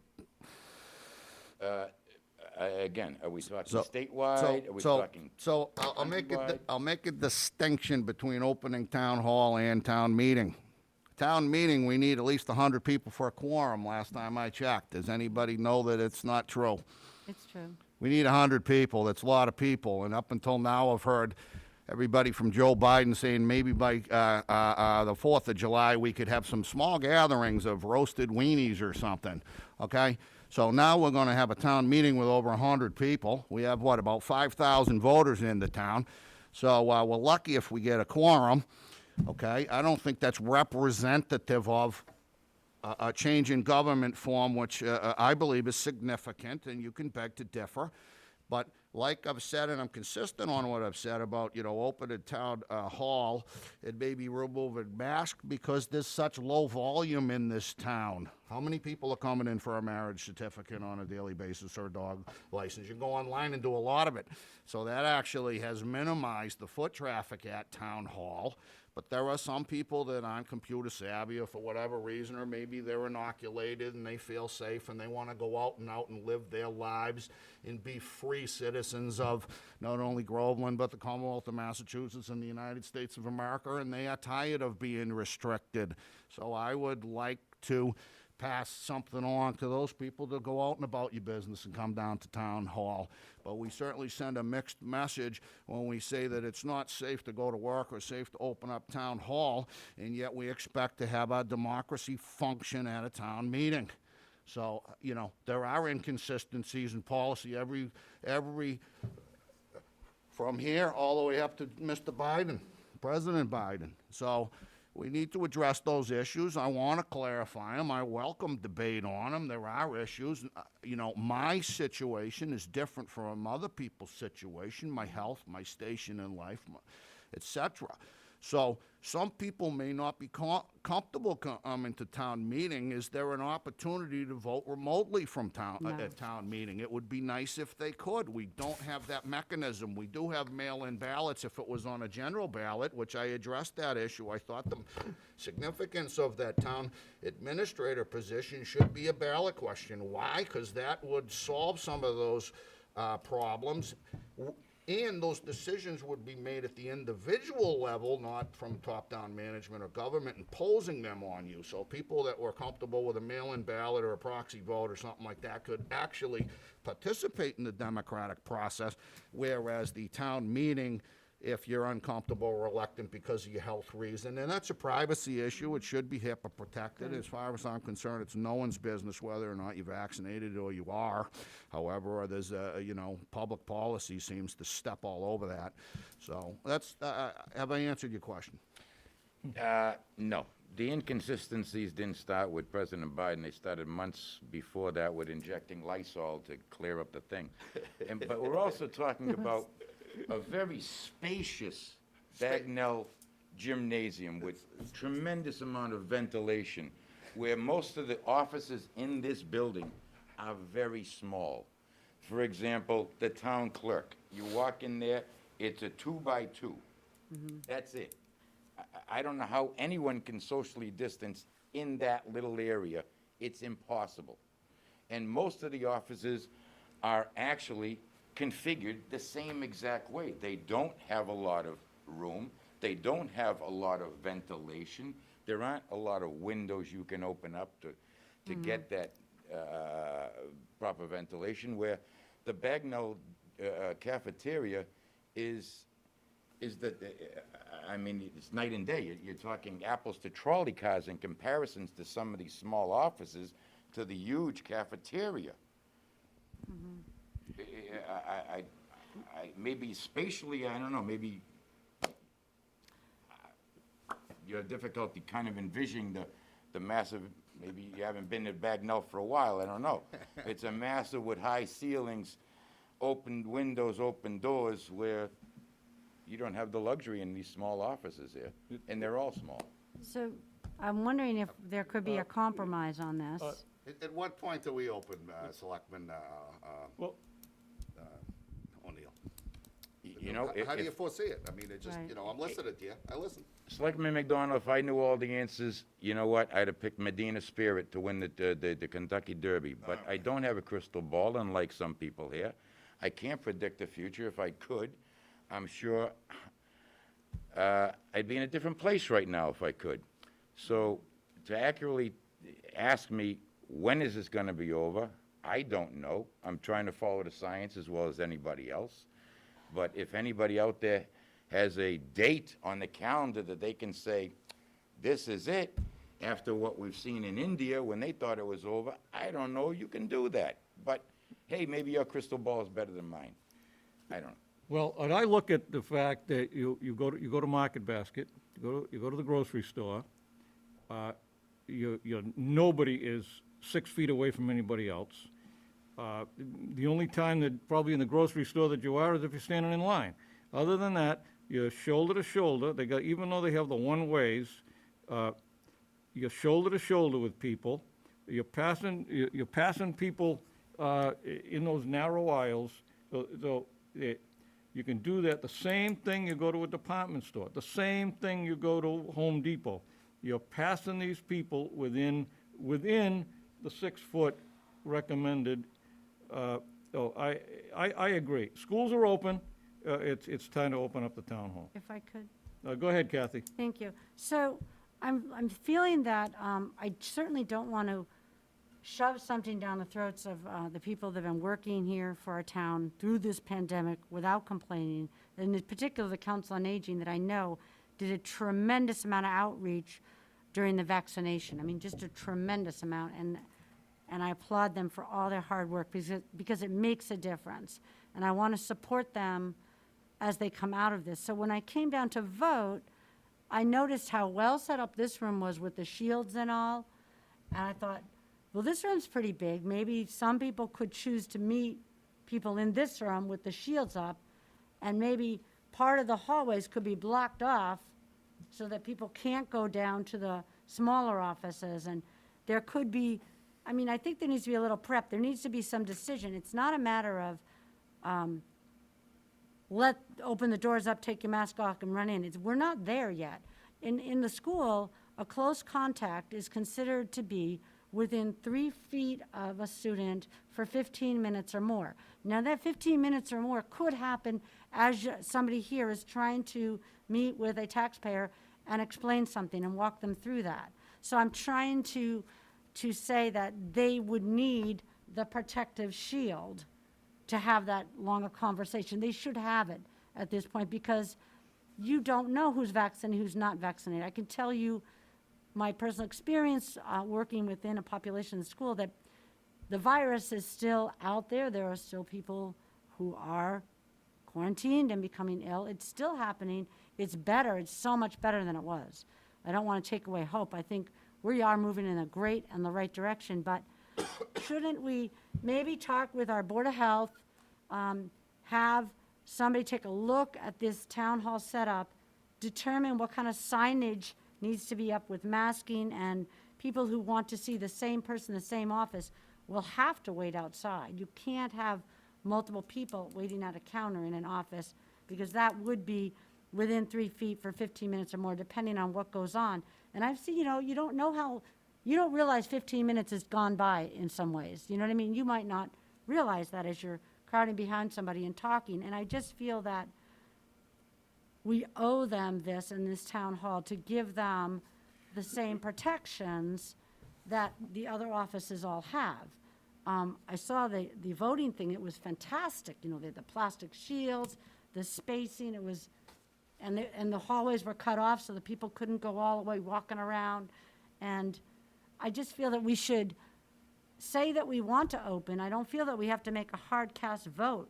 I think that we just need to start the conversation going in that direction, and it will happen. I don't think anybody wants to keep our town hall closed forever. None of us want that, and I think we just have to work through it. I don't think we don't have to slam our fist on the table. Kathy, you're starting to repeat yourself. I am, I'm Dan, go sorry. ahead. I apologize. Go ahead. I mean, we don't have consensus here, so we'll just have to wait and see. I mean, but other towns have done things to what you've suggested, where you wait outside. There might be numbered parking spots or some sort of orderly procession. So there's only one person in front of the town clerk at a time. There's a plexiglass, whatever, partition there, and there's distance maintained. So I think some sort of procedure, SOP, some orderly process would be the compromise solution and the safe way to go. And there are other side of caution always. I don't want to see anyone get sick and get hurt. But I've heard some people, I've been back in town politics in a few years, but a recurring theme was, Dan, get a town hall open. Okay. So I listen to people. I do a lot of talking, but I do a lot of listening. So I think it's important at some point in time in the near future, and certainly the safety of the town hall employees is paramount important. elderly people are especially at risk, people that have underlying health issues, so. So we can get some feedback from them, okay? I'm not against it. Okay, we got a motion on the floor and a second. To open town hall, the morning of the town meeting, 2 weeks. Any further discussion? No. All in favor? All opposed? Motion fails. Need further discussion. You had something else. My second issue there, I've read the agreement, read the, on the interim finance director, I'm cognizant of the confidentiality agreement, I will not intrude on that in any way. However, as a new member of the board, I always wonder what came before me and what comes after, okay? It's, you know, flow, okay? We are everything that preceded us, and there's, you know, just continues. So, this is my question. Can be subject to town council approval. If you want to take off your mask when you speak, I'm fine with that. Feedback, thank you, because it's driving me nuts. This is my question, because, you know, and again, I'm from a distance, and I don't know all the ins and outs of who, what, when, where, how, and why, and I'm honest about that. But, you know, I can say here that I like certain people.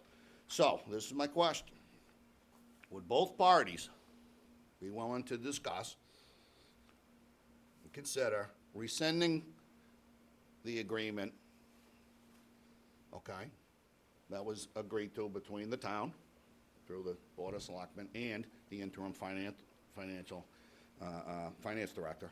Would they be willing to consider that? And here's my reason for that. Suppose we go forward 2 weeks and town meeting votes on town administrator. We still have a gap. So, problem is, if the agreement is through, I think it's what, May 31st, right? We can talk about what is, we're not talking about.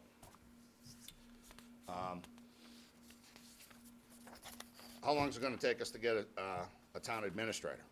So then what do we do? So, then we need another pinch hitter.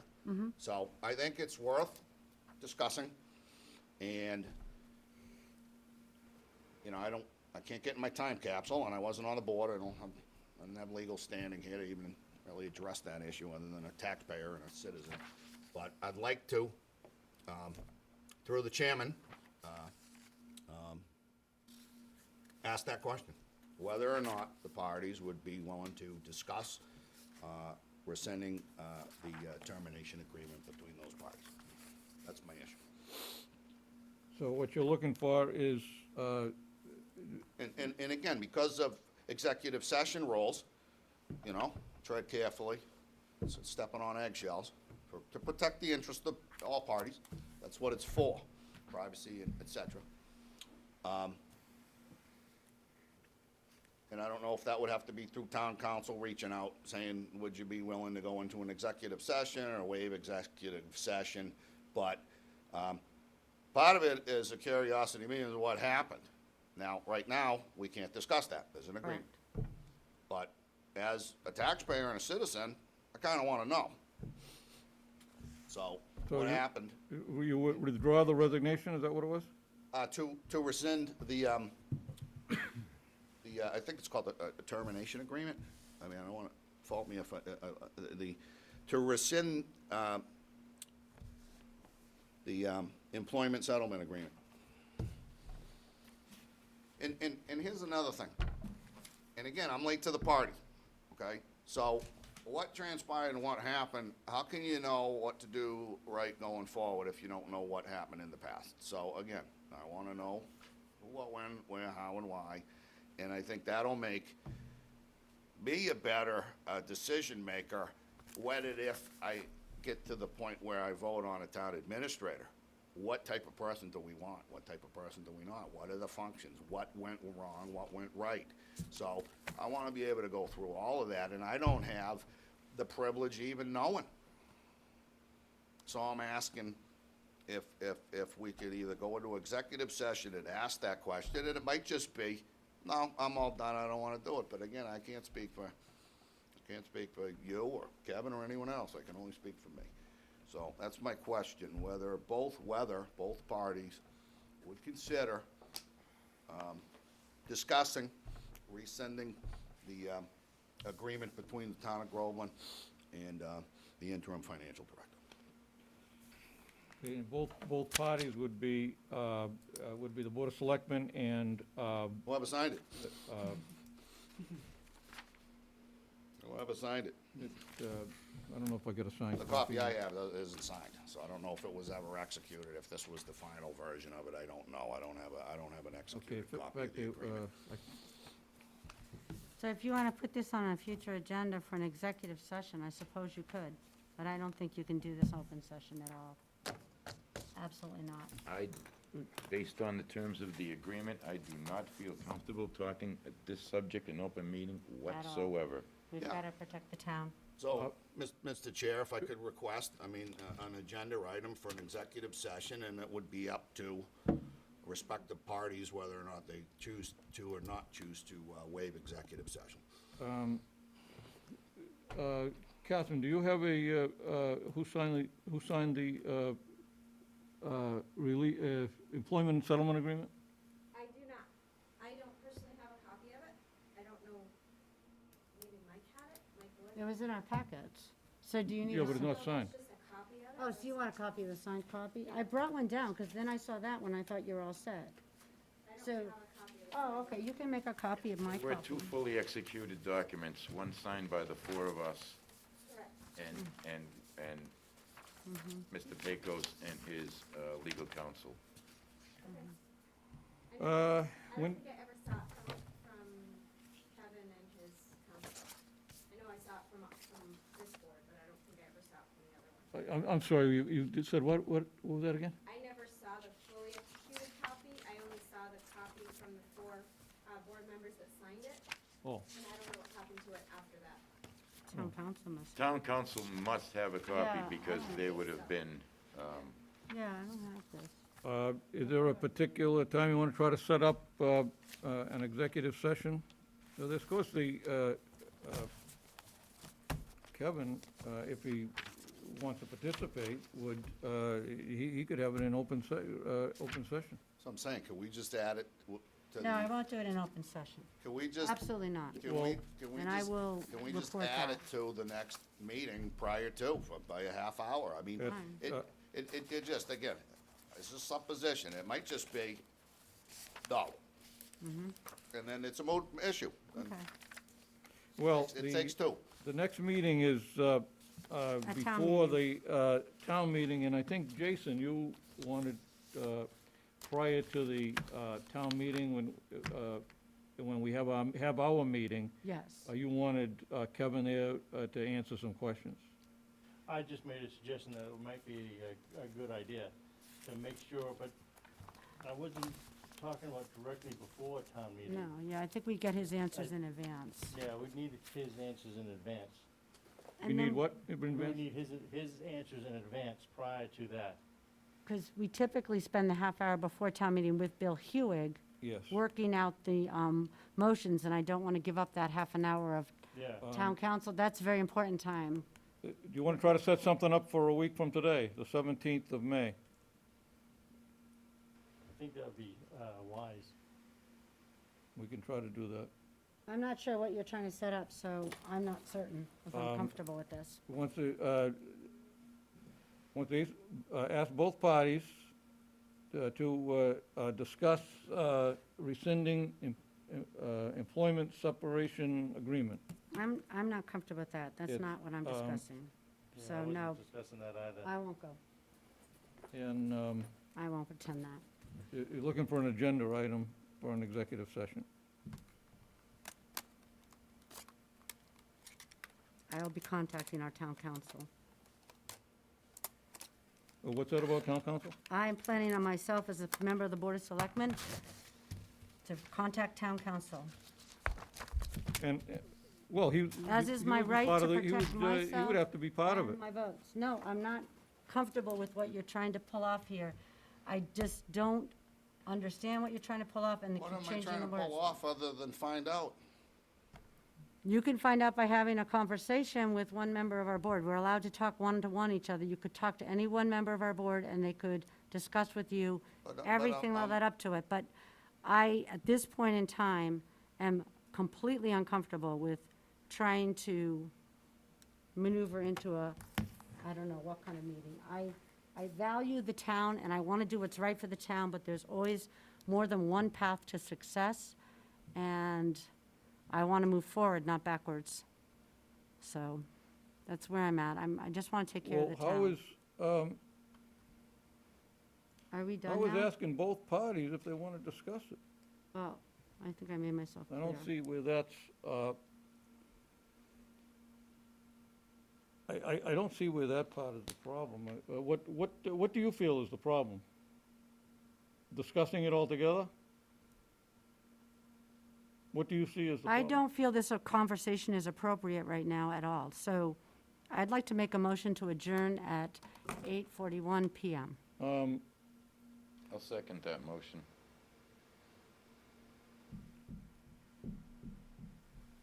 Well, we haven't, we got a motion and a second. We haven't finished the items, so, all in favor? Opposed? 3-2.